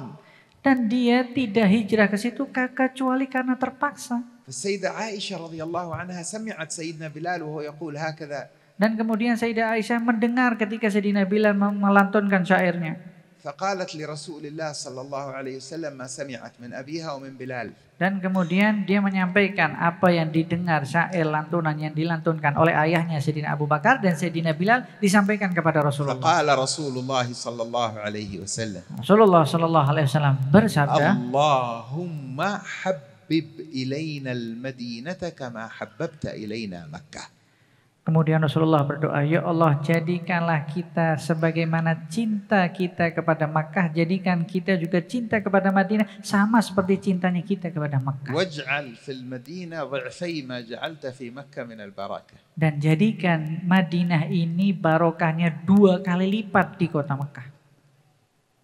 ودعا أن تنقل الحمى منها إلى خارجها. Dan kemudian berdoa dipindahkan wabah demam keluar kota Madinah.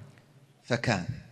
Dan terjadi, wabah Madinah sudah hilang ما dari هو kota Madinah. الشاهد من هذا الحديث؟ Oke, apa tujuannya disebutkan di dalam hadis ini? النبي صلى الله أصحاب النبي بالفطرة السليمة يحنون إلى الوطن. Yang pertama, dengan sifat natural alaminya manusia itu punya rasa rindu kepada negaranya. فلما أمر الله أن يتخذوا وطنا آخر. Dan ketika Allah memerintahkan untuk mengambil negara yang lain lagi menjadi negeri dia, النبي أقر المعنى الموجود من الحب للوطن الأم ودعا بأن تشرب قلوبهم محبة الوطن الذي انتقلوا إليه.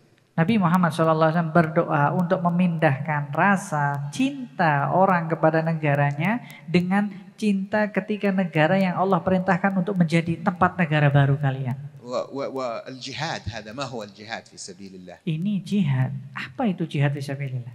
أليس الجهاد في سبيل الله في القتال هو أن ترد المعتدي على أرضك وعرضك؟ Bukankah maksudnya jihad itu adalah kamu menolak orang yang mulai mengancam atau merusak negaramu supaya aman, akhirnya على بلادك menjaga negaramu? هذا إذا لم تكن هذه وطنية فما هي الوطنية؟ Kalau bukan ini adalah konsep nasionalisme yang menjaga ketentraman dan stabilitas negara kalian. إذا كان الإسلام قد ندبك إلى أن تبذل روحك تضحي بروحك لحماية وطنك الأرض هذه. Kalau bukan syariat membolehkan kamu menebus ruhmu untuk menjaga negaramu, والله هذا قبيح جدا يا إخواني الذي يحصل الآن. Maka yang terjadi sekarang itu benar-benar suatu perkara yang buruk. أنني مضطر أني قضيت ربع ساعة حتى أحاول أشرح لكم أو أقرر لكم أن حب الوطن موجود في ديننا وفي إيماننا. هذا مخزي. Masa saya sampai butuh 1/4 jam untuk menjelaskan kepada kalian bahwa cinta tanah air itu adalah bagian dari iman, bagian dari agama sih? لكن أسأل الله أن يعني يعفو ويسامح يعني إخوتنا هؤلاء الإسلاميين الذين ضلوا عن الطريق وأن يردهم إلى الحق. Jadi kita memohon semoga Allah Subhanahu wa taala memaafkan para Islamis yang mereka sudah salah jalan, dikembalikan kepada jalan yang benar. الأخ محمد يقول التجليات الإلهية ما يبدو من حضرة الحق لعباده على سبيل الجمال أو الجلال أو الرحمة.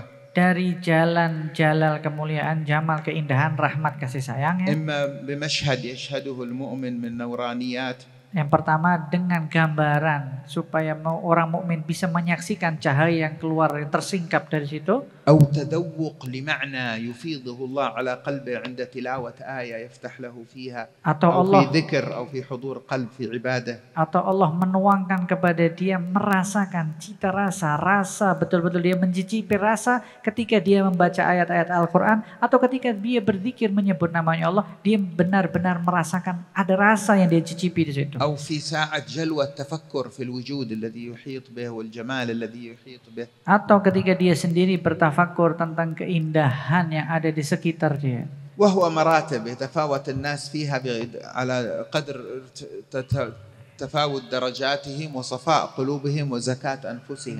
فمنهم من يصل إلى أن ينظر بنور الله، والروح هي المنزع الإلهي الذي فيك، ونفخت فيه من روحي، النسبة إلى جناب الحق، الوصل بالله عز وجل. Dan ruh adalah sesuatu yang dapat kita sampai atau sambungan kita kepada Allah Subhanahu wa taala, karena dengan itulah Allah menciptakan kita. والقلب هو محل القرار في الإنسان. Dan kemudian yang namanya qalb atau hati ada tempat keputusan seseorang. ولا يقصد به العضلة التي تنقبض، لكن المعنى.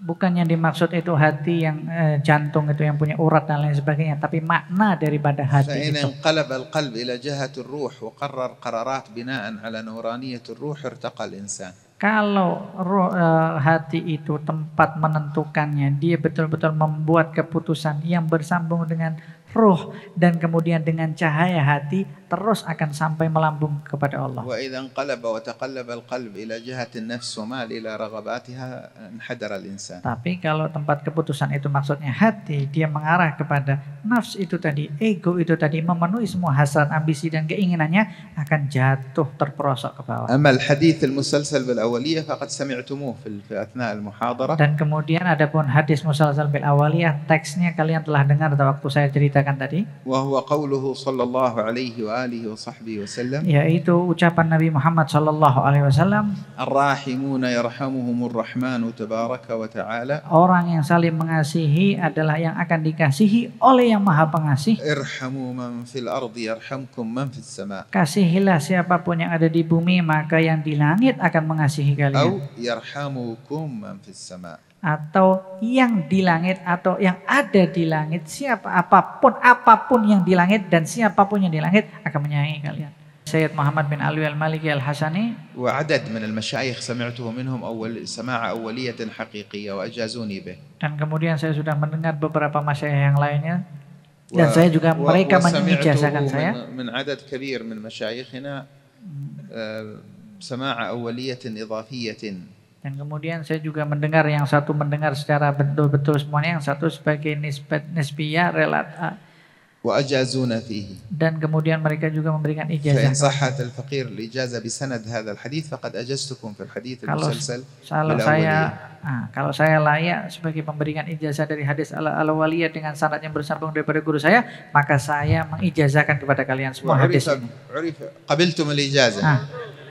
Ucapkan qabil tu ijazah. وعرف بالأولية المسلسل بالأولية لأن كل شيخ يحدث يقول حدثني شيخي وكان أول ما سمعت منه. حدثني شيخي وكان أول ما سمعت منه إلى سفيان.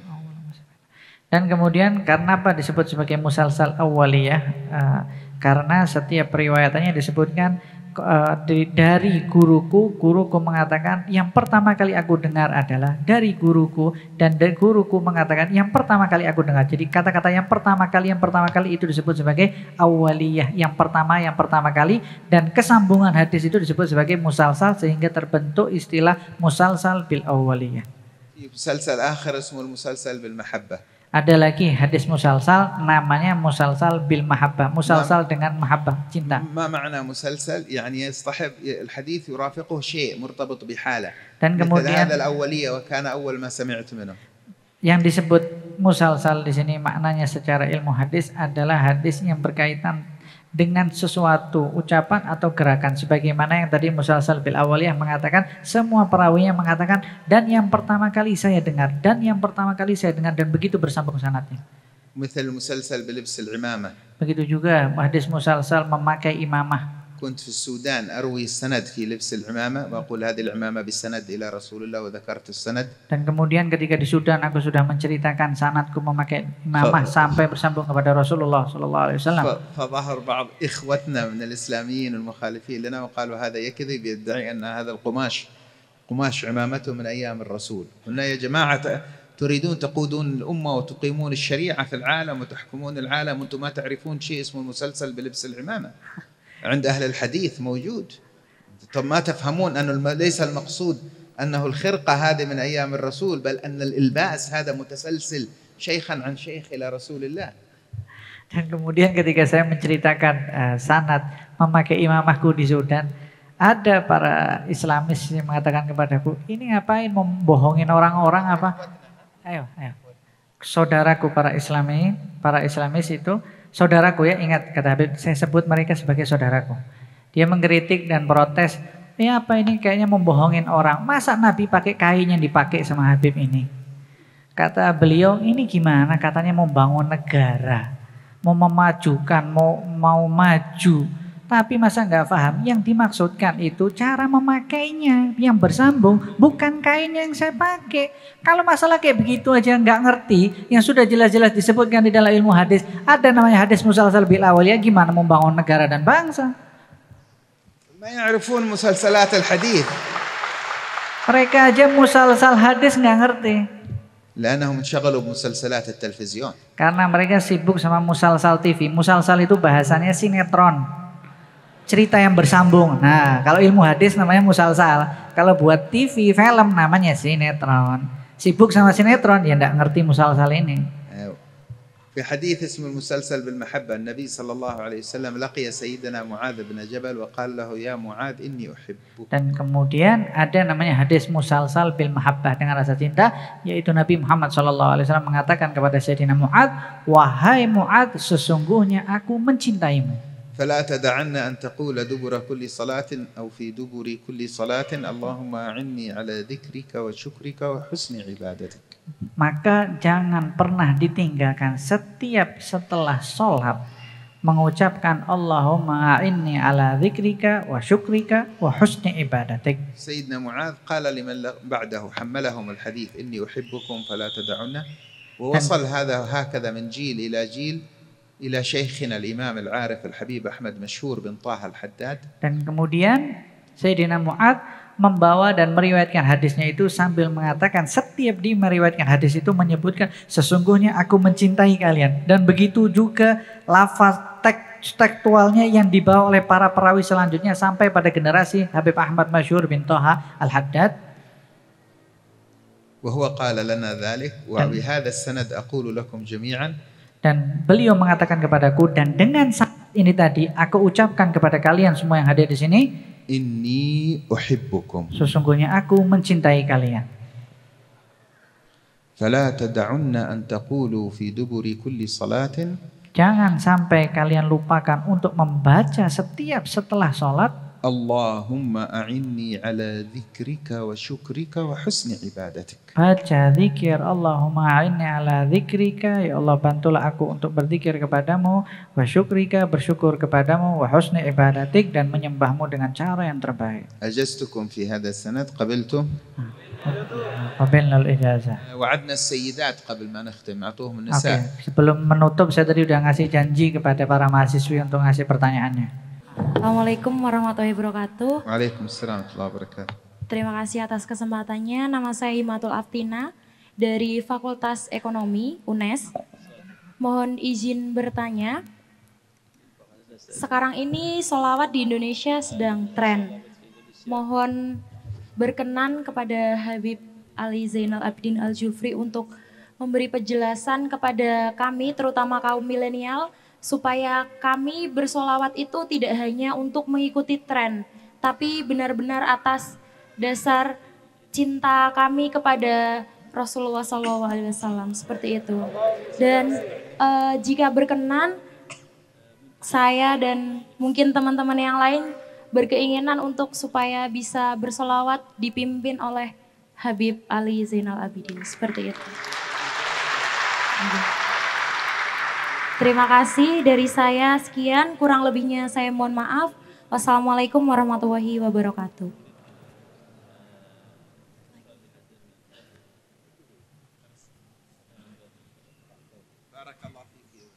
Cek cek. Warahmatullahi wabarakatuh. Matanya, perkenalkan nama saya Friska Ulfalia Fifty, saya dari jurusan Psikologi Fakultas Ilmu Pendidikan. Tanya di sini, saya ingin bertanya, mungkin nanti pada juga, dan di sini saya ingin meminta nasihat dari Habib Ali Abidin Al-Jufri. Saya ingin bertanya, Habib, bolehkah saya dinasihati untuk yang mau menikah nanti? Bentar, nggak kedengeran, kita nggak kedengeran. Katanya nepok tangan sendiri. Halo? Bentar dulu, kita nggak denger. Masa nggak tuh? Qadiyat az-zawaj. Cek. Coba. Kalau qadiyat az-zawaj. Nasihat untuk yang mau menikah. An-nasiha liman yurid ayat az-zawaj. Assalamualaikum warahmatullahi wabarakatuh. Alhamdulillah, saya terharu sekali bisa bersama Habib Ali dalam satu majelis bersama teman-teman semua. Pertanyaan saya, perkenalkan nama saya Dita Khairunisa, saya dari Pondok Pesantren As-Salafi Putra Putri Al-Asrar.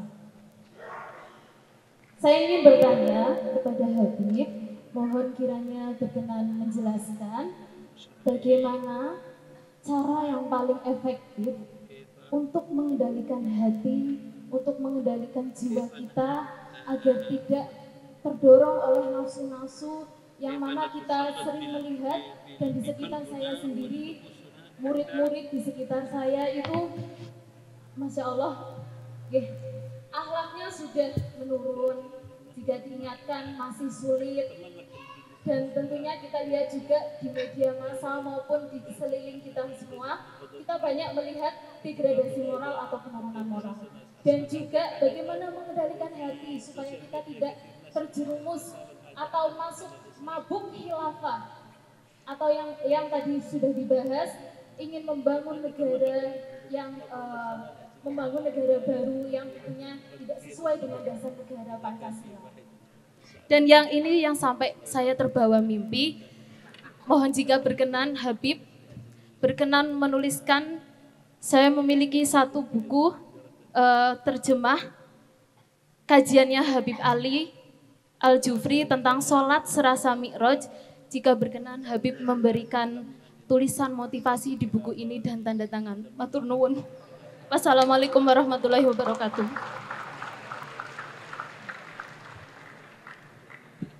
تكلمت عن الصلاة على النبي صلى الله عليه Oke, وآله nggak apa-apa. وصحبه وسلم. Bicara tentang bersolawat kepada Nabi Muhammad SAW. كيف تكون هذه الصلوات على الحبيب صلى الله عليه وسلم Bagaimana bersolawat kepada Nabi Muhammad SAW itu menjadi تمس قلوبنا؟ هل أنا فهمت السؤال هكذا صحيح؟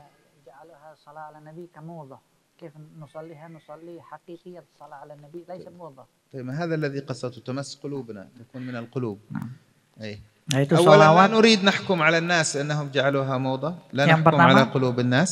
Yang pertama kita nggak mau maksudnya menghakimi seseorang bahwasanya menjadikan solawat itu sebagai tren. وحتى لو جعلوها موضة تكون موضتهم الصلاة على النبي أحسن من الأشياء الأخرى. Kalau misalnya dia menjadikan trennya dia itu untuk bersolawat kepada Nabi Muhammad SAW, ya udah lebih baik daripada tren yang lain. والصلاة على النبي مقبولة تكون بأي حال. هذه العبادة التي تكون مقبولة حتى لو بعدم حضور. Dan sholawat itu tetap akan makbul di sisi Allah Subhanahu wa taala karena satu-satunya ibadah yang dilakukan meskipun hatinya nggak hadir di situ hanya sholawat. أعمالنا بين القبول وردها إلا الصلاة على الحبيب محمد. Amal kita itu berada di antara kabul atau enggak, diterima atau enggaknya kepada Allah, kecuali hanya bersolawat kepada Nabi Muhammad SAW pasti diterima. لكن لا شك أن الأصل هو طلب حضور القلب وأن الثمرة العظمى تكون مع حضور القلب كما ذكرت ابنتنا بارك الله فيها. Sudah tidak diragukan lagi, hakikatnya sholawat adalah kita bersolawat dengan sepenuh hati, dengan kehadiran hati supaya kita mendapatkan manfaatnya sebagaimana disebutkan oleh sang penanya tadi, putri kita. منشأ الحضور القلبي في الصلاة على الحبيب هو استشعار معنى المحبة والشوق إليه. Sebab pertama supaya kita benar-benar dapat merasakan indahnya sholawat kepada Nabi Muhammad SAW, yaitu mewujudkan rasa rindu, cinta dan kangen kita kepada Nabi Muhammad yang sangat mendalam. واليقين بأنه يسمع الصلاة التي نصليها عليه تبلغه. Dan kita harus yakin bahwasanya Rasulullah itu mendengar sholawat kita yang kita ucapkan sholawat kepadanya sampai kepada beliau. يعني أنتم الآن صليتم عليه؟ Sekarang kalian bersalawat apa enggak? Salawat dong. صليتم عليه؟ Salawat enggak? الآن كل واحد منكم الآن اسمه ذكر في الحجرة الشريفة. Sekarang ini juga, detik ini juga nama-nama kalian disebut sampai di dalam kamarnya Rasulullah SAW. قيل فلان وفلانة من أندونيسيا في سمارنج في الجامعة الوطنية التي هناك الحكومية، هم في المجلس صلى عليك فلان وصلى عليك فلان وصلت عليك فلانة وصلت، ذكروكم بأسمائكم الآن عنده صلى الله عليه وسلم. Sekarang nama-nama kalian, berita sholawat kalian itu disampaikan ke dalam kamar Nabi Muhammad SAW sampai beliau sendiri mendapat laporan. Sekarang ada orang-orang Indonesia yang berkumpul bersama-sama di UNES Semarang sedang bersalawat kepadamu, disebutkan si Fulan bin Fulan bersalawat kepadamu, si Fulana bin Fulan bersalawat kepadamu. Satu persatu nama kalian sekarang ini sedang disebut di depan Rasulullah. فكيف ترضى أن تذكر أنت في حضرته وأنت غير حاضر معه؟ Bagaimana kalian sampai rela nama kalian disebutkan di depan Rasulullah tapi hati kalian gak hadir di situ? لابد يكون قلبك حاضر وأنت تصلي عليه. Harus hati kalian itu ada dan hadir ketika kalian bersolawat kepada beliau. فكيف إذا أضفت إلى الشعور بأنه يكون معك عند الصلاة عليه أنه يرد عليك السلام عندما تسلم عليه. Dan bagaimana ketika diresapi perasaan ketika kalian bersalawat kepada Nabi Muhammad bahwasanya Rasulullah membalas salawat dan salammu. فإذا استشعرت أنه الآن يرد عليك السلام أنت قلت اللهم صل وسلم. Dan ketika kalian meresapi makna balasan salam dari Rasulullah ketika kalian bersalawat, oh ya Allah berikanlah salawat dan salam kepada Rasulullah. Allahumma salli wa sallim ala sayyidina Muhammad. Ya Allah berikanlah salawat dan salam kepada Sayyidina Muhammad. Qult wa sallim. Nah, kalian katakan dan salam kan? Makna anak sallamt ala sayyidina Muhammad. Berarti kalian mengucapkan salam juga kepada Nabi Muhammad. Makna hadha huwa al-an yaqul lak wa alayka assalam wa rahmatullahi wa barakatuh. Maknanya sekarang juga Rasulullah membalas salamu dengan mengucapkan waalaikumsalam. Allah Allah Allah Allah Allah Allah Allah Allah Allah Allah Allah. Bi abi anta wa ummi ya Rasulullah. Ana al-mudhnib al-muqassir al-musii al-'asi. Ya Rasulullah, aku ini Al-Qadir. orang yang kotor, orang yang banyak dosa, orang yang selalu melakukan kejahatan. لساني يقول اللهم صل وسلم على سيدنا محمد وعلى آله وصحبه أجمعين فإذا سيدنا محمد يرد علي أنا السلام أنا الصغير الحقير. Kan kemudian ketika aku mengucapkan sholawat, ya Allah berikan sholawat dan salam kepada Nabi Muhammad. Tiba-tiba Rasulullah membalas salamku, aku membalas salamku orang yang penuh dosa dan kotor. كيف لا أجعل وقتي كله صلاة عليه؟ Bagaimana kalau dengan seperti itu aku nggak jadikan semua waktuku hanya untuk bersolawat kepada Rasulullah? كيف لا أهيم شوقا وعشقا وأنا أصلي وأسلم عليه؟ Bagaimana kok bisa aku sampai nggak punya perasaan rindu dan kangen ketika aku bersolawat kepada Rasulullah dan salam kepadanya? فكيف أيضا إضافة إلى ذلك الله تعالى يصلي عليك 10 مرات ضعف ما صليت عليه. Dan dengan itu semua masih ada tambahan lagi. Allah juga bersolawat kepada kalian semuanya 10 kali. Maksudnya bersolawat memberikan rahmat kepada kalian 10 kali. ومعنى يصلي عليك رحمة مقرونة بالتكريم لكن الشرح لها هو الذي يصلي عليكم وملائكته ليخرجكم من الظلمات إلى النور. Maknanya Allah bersalawat kepada kalian, yakni Allah merahmati kalian. Maknanya adalah yang dimaksudkan di dalam ayat menarik kalian dari kegelapan.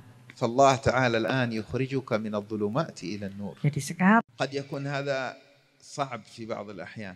Ini bisa jadi susah di beberapa kondisi tertentu. بل هو كذلك. Dan memang seperti itu. قد ننوي أن لا ننفعل وأن نسامح لكن نفشل عند بعض الاستفزازات. Kadang-kadang kita niat supaya kita nggak kebawa, nggak baperan, terus kemudian nggak ngamuk, tapi ya sulit. صحيح. Benar apa enggak? المهم أن نعترف أن الأرقى أن لا ننفعل وألا ننتقم لأنفسنا ولا ننتصر. Nah, yang penting yang paling tinggi pertama jangan baperan, jangan pengen balas dendam, yang intinya memaafkan. لأن النفس الأمارة بالسوء أحيانا لا تريد أن تعترف. Tapi karena nafsu atau ego yang selalu mengajarkan kepada keburukan selalu mencegah kita untuk mengakui. بمعنى أنها لا تريد أن تعترف أنها أخفقت. أنها أخفقت أنها لم تنجح. Maksudnya adalah ego itu membisikkan kepada kita, dia tidak ingin diketahui dan diakui bahwasannya ego itu telah gagal di dalam membisikkan atau memprovokasi dirinya. Dia tidak ingin menunjukkan kelemahan ego itu sendiri di dalam diri kalian. Nah, kalau seperti itu, apa yang kalian lakukan?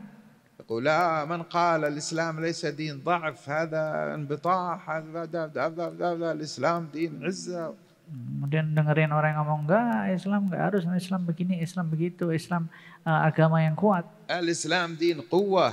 Islam itu agama yang kuat. Sah, al-Islam din quwwah. Ya benar, ada provokasi. Ya benar, agama Islam itu agama kuat. Wal 'afu min as'ab anwa' al-quwwah. Dan kemudian memaafkan itu adalah yang paling sulit, termasuk kekuatan yang paling sulit. Bidalil annahu sa'ab. Dengan dalil bahwasanya itu susah. Al-ghadab sahal, infadhuh sahal. Marah itu gampang, baperan itu juga gampang. Lakin dhabt an-nafs sa'ab. Tapi mengontrol ego itu susah. Wal 'afu as'ab. Dan memaafkan lebih susah lagi. فإذا اعترفت أن الأرقى أن تعفو حتى لو لم تستطيع أنت الآن تحاول أن تصل للأرقى. Tapi kalau kalian mengakui bahwasanya yang paling tinggi dan elegan itu memaafkan, maka ketika itu kamu mulai menuju kepadanya. لكن إذا أصررت على الإنكار. Tapi kalau kalian terus-terusan mengingkari dan enggak mau mengakui, متى سترتقي? Sampai kapan kalian bisa naik ke atas? أما إذا كان الاعتداء أو الإساءة أو الاستفزاز تتعلق بالدين. Tapi kalau mengganggu itu, mengusik itu dan memprovokasi itu berkaitan dengan agama, maka ini beda urusannya. Nggak boleh kalian diam kepada orang yang menghinakan agama kalian. Din ghali. Karena agama itu mahal nilainya. Aghla min arwahina. Lebih mahal daripada jiwa-jiwa kita. Lakin ma ma'na alla naskut. Tapi apa maksudnya kita nggak boleh diam? Laisa as-surakh. Bukan berarti harus jerit-jerit. Wala taksir. Atau menghancurkan. وفي كثير من الأحيان لا يكون الأنفع حتى المظاهرات وفي أحيان تنفع. Kadang-kadang demo itu nggak ada manfaatnya. Kadang-kadang juga bermanfaat. Lakin ma'na alla taskut. Tapi maksudnya jangan diam, tidak diam. أن تعمل على معالجة الأصل في الإشكال. Kamu berusaha mengobati dengan cara mendiagnosa akar permasalahannya. أن تبني. Kamu harus membina atau membangun. أن تفهم دينك وتطبق أخلاق نبيك. Kalian harus faham agama kalian dan mengaplikasikan akhlak Nabi kalian. أن يرى العالم من حواليك الإسلام فيك أنت فيعلمون أن الذي تكلم كاذب. Supaya orang-orang sekitar kalian itu mengetahui Islam itu teraplikasi di dalam diri kalian. Sehingga kalau dia melihat orang lain selain kalian, mereka akan mengatakan orang itu bohong. Kadang-kadang dengan menyebarkan nasihat. وأحيانا بالاحتجاج. Dan kadang-kadang juga dengan berdebat. كل حالة تقدر بقدرها. Setiap keadaan itu diberikan sesuai dengan kadarnya. لكن دائما الأخلاق والثبات على الحق والبناء والوعي هي الأصل. Tetapi الثبات teguh على الأخلاق dan akhlak والثبات على البناء dan berteguh di dalam membangun ونشر الوعي dan kemudian menyebarluaskan pemahaman yang faham, sadar, هو الأصل. itu adalah asal dari segala sesuatu. السؤال الثاني عن الخلافة، احنا الوقت أدركنا وأمامنا سفر Kemudian بالطائرة. pertanyaan selanjutnya tentang khilafah.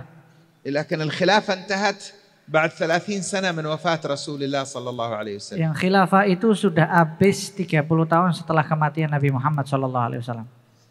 يعني سنة كم؟ سنة 40 للهجرة. Tahun berapa? Tahun 40 Hijriyah.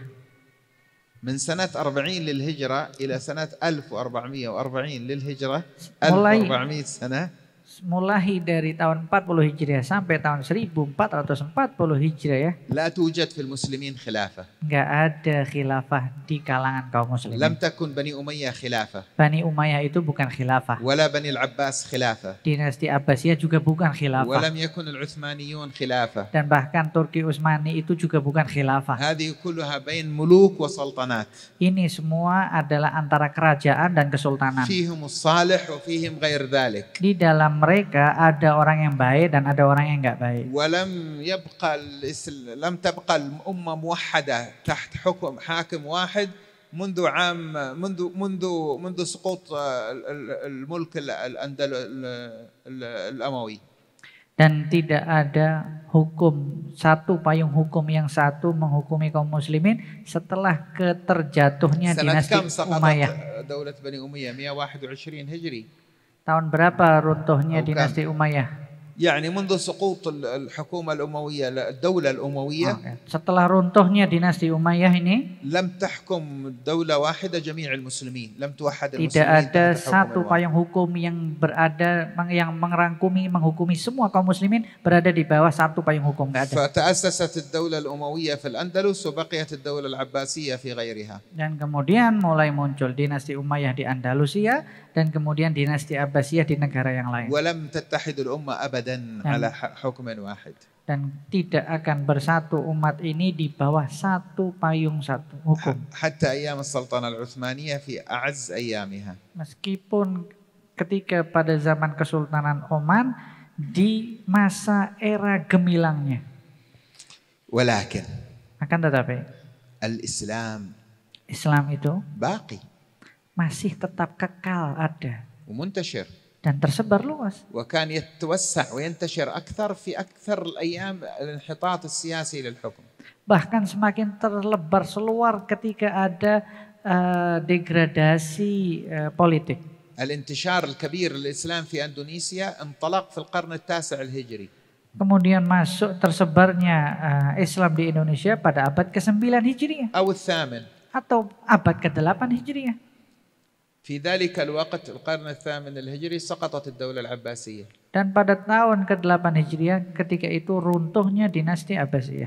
والعالم الإسلامي تحت وطأة الغزو الصليبي والغزو المغولي معصود بقى. عندنا أمور في هلاك في ضياع. Dan kemudian ketika setelah itu umat Islam sedang memiliki beberapa konflik, perang salib, perang Mongol dan lain sebagainya. ودخلوا 9 رجال إلى هذا البلد. Kemudian masuk 9 lelaki sejati ke negara ini. فما جئنا هذا اليوم إلا وهذا البلد أكبر دولة إسلامية في تعداد السكان.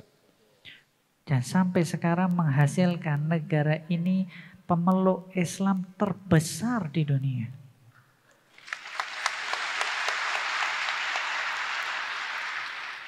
يا أبنائي هنا تكمن عظمة الإسلام. Wahai anak-anakku, disitulah tersimpan keagungan Islam. أنه الدين الذي لا يفتقر إلى سلطة دولة حتى ينتشر أو يبقى. Agama yang tidak membutuhkan kekuatan kenegaraan untuk menyebarkannya. لكن يجب على الدولة المسلمة أن تخدمه. Tapi benar untuk negara Muslim untuk berkhidmat kepada agamanya.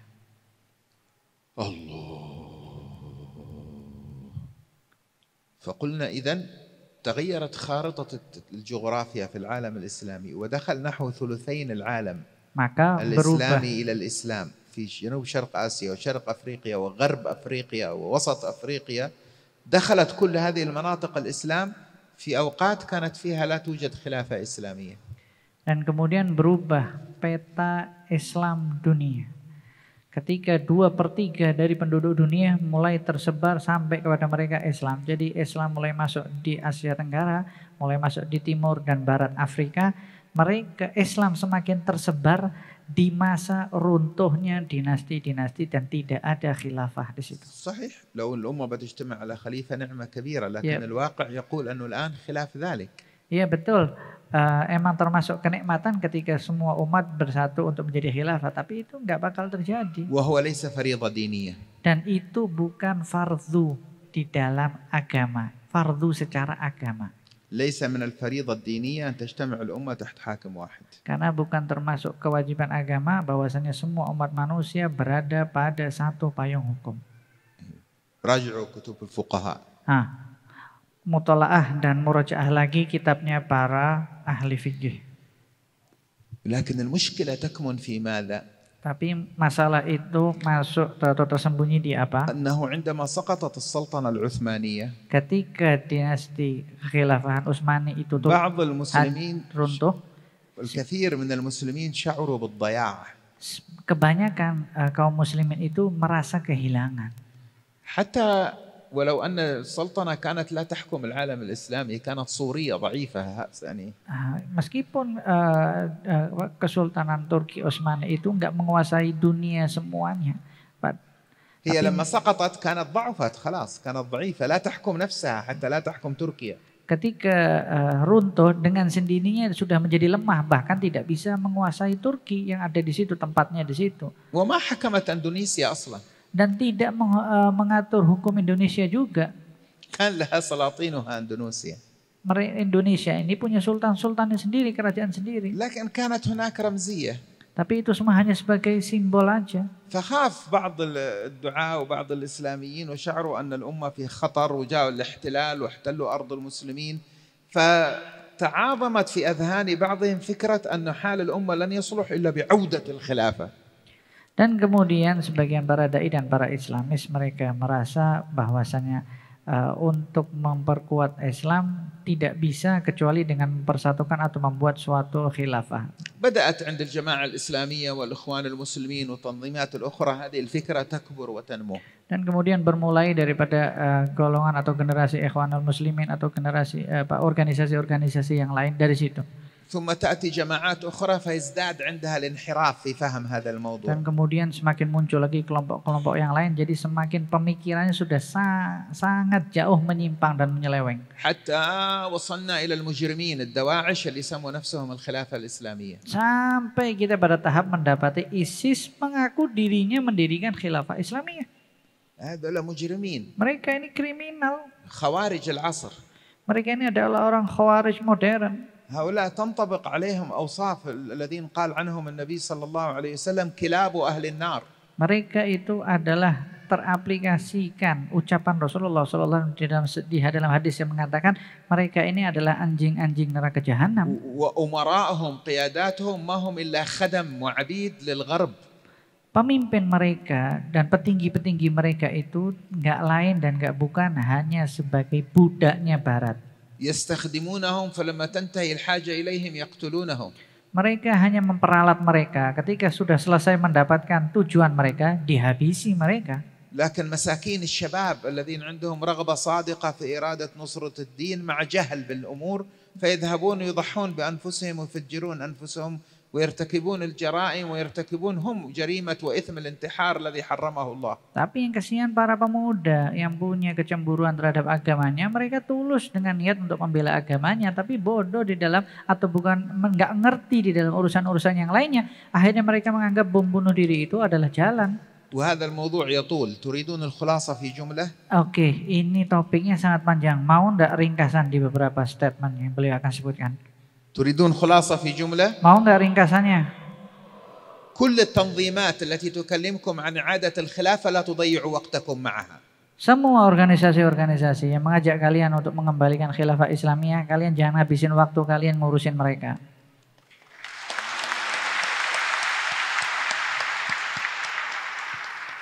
Anta khalifatullah fil ard.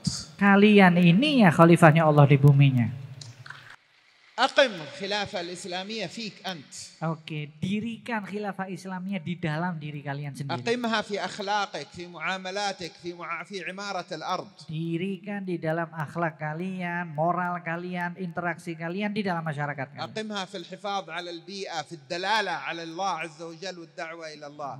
Dirikan itu di dalam menjaga lingkungan, dirikan itu di dalam menunjukkan denotasi kepada Allah Subhanahu wa taala. Kun khalifat Allah fi takhassusik. Jadilah kalian ini khalifahnya Allah di dalam bidang kepakaran kalian. Talib ilm da'i ila Allah. Kalian ini santri tapi da'inya kepada Allah. اترك المسخرة وتضييع الوقت في المظاهرات والكلام الفارغ هذا واشتغل في الدعوة قم بوظيفتك. Tinggalin omong kosong dan demo ini semua, fokus kepada tugas kalian dakwah nih. الداعي إلى الله عز وجل يرى عليه مهام ما تكفيه 24 ساعة يؤديها. Para dai itu mempunyai tugas yang mana 24 jam itu belum cukup untuk menyelesaikan tugas dia. وعنده وقت يضيعه. Bagaimana dia masih punya waktu lagi untuk dihabiskan perkara yang gak penting. أنت طالب حد في الطب حد في الهندسة حد في التكنولوجيا حد في تضيعون وقتكم في هذا الهراء لماذا؟ Nah, kalian mahasiswi yang sibuk di dalam kedokteran dan lain sebagainya, ngapain kalian ngabisin di dalam omong kosong ini semuanya? يكون كل واحد منكم خليفة الله هنا في أندونيسيا في الأرض أن يعمر بلده بالتخصص الذي يتقنه. Kalian ini khalifahnya Allah di buminya Allah, jadi kalian harus menghidupkan dan memakmurkan negara kalian dengan spesialisasi yang kalian pelajari ini. كلام الفارغ هذا الذي نسمعه سنحكم العالم ونرفع راية الإسلام تكبير والله أكبر إيش هذا؟ Tapi kalau kita dengar omong-omong kita harus membela ini dan itu agama dan lain sebagainya dengan mengucapkan teriakan takbir, apa itu semua? لقيت واحد في بريطانيا يعمل هكذا. Saya berjumpa dengan satu orang di Inggris ngelakuin hal seperti ini. قلت له تعال أنت ستقيم الخلافة من بريطانيا. Dan kemudian sini, kamu mau negakkan khilafah Islamiyah dari Inggris? قال لا أنا هنا للضرورة كضرورة الإنسان في دخول بيت الخلاء. Enggak, saya di sini itu darurat, terpaksa, sama seperti terpaksanya seseorang harus masuk kamar mandi. ومنين تأكل؟ Makan dari mana kamu? قال الحكومة تعطيني الضمان الاجتماعي. Oh, kini sekarang pemerintah ngasih aku jaminan sosial, asuransi. قلت له لا يوجد إنسان محترم يجلس في حمام 10 سنوات. Enggak ada orang terhormat itu bakal nginep di kamar mandi 10 tahun. هو 10 سنوات قال لي جالس في بريطانيا. Dia bilang 10 tahun dia tinggal di Inggris. ومعتبر نفسه ضرورة كالحمام Dan كبيت الخلاء. dia menganggap tinggalnya dia di Inggris itu terpaksa seperti orang terpaksa masuk kamar mandi. الحكومة البريطانية والنظام حق الحكومة البريطانية ويأكل من المرتب اللي يأخذه منها. Nah, dia juga dapat asuransi dari Inggris, dia makan dari rezeki yang dia dapat, duitnya juga dari negara Inggris. وعاطل عن العمل. Dan kemudian masih lagi يأتي protes. المسجد ويصرخ بالشعارات سنفتح العالم ونحكم هذه الأرض بالشريعة. Masih lagi dia berdiri di masjid dan mengatakan kita akan menaklukkan dunia, kita akan mendirikan syariat ini.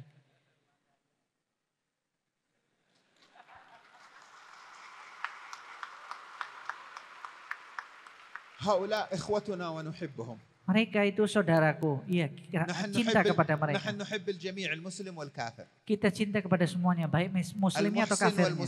Yang berbuat baik atau yang berbuat jahat. Yang benar atau yang salah. لكننا نبغض خطأ المخطئ للمخطئ، معصية العاصي للعاصي، كفر الكافر للكافر. Tapi kita membenci kesalahan orang yang berbuat salah, maksiat pelaku maksiat, dan kekafiran orang kafir. Itu yang kita benci. وتذكروا سأنصرف الآن تذكروا. Ingat ya, diingat ini semuanya soalnya kita akan mau pergi habis ini. أيام وسترون كيف سيهاجمون ليس الكلام الذي أقوله بالرد على المحتوى. Nanti gak lama lagi akan dihadapi, bukan cuma mereka akan membalas statementku sekarang ini. لكن بالهجوم على شخص الذي يتكلم. Tapi mereka akan serang pribadi orang yang bicara ini tadi. تذكروا هذا الكلام. Ingat ya. Yang akan diserang bukan pemikiran yang tadi diucapkan oleh yang pembicara sekarang. Tapi yang akan diserang nanti pribadinya. وهذا ليس مهم. Enggak penting itu. ليس مهما. Enggak penting. لكن المهم في هذا جزئية. Tapi yang penting, yang fundamental di sini, هو أن صاحب الحق yaitu يناقش الفكر بالفكر. orang yang memegang kebenaran, dia akan berdiskusi pemikiran dengan pemikiran. بارك الله فيكم أجمعين. Amin. ونسأل الله لنا ولكم كمال التوفيق. Amin. ولرئيس الجامعة وللقائمين عليها. Amin. Amin. Terima kasih. يبارك فيها وفي أندونيسيا وفي أهلها. Amin. ويحفظها من الفتن ما ظهر منها وما بطن. Amin. ظاهرا وباطنا بسر الفاتحة وإلى حضرة النبي.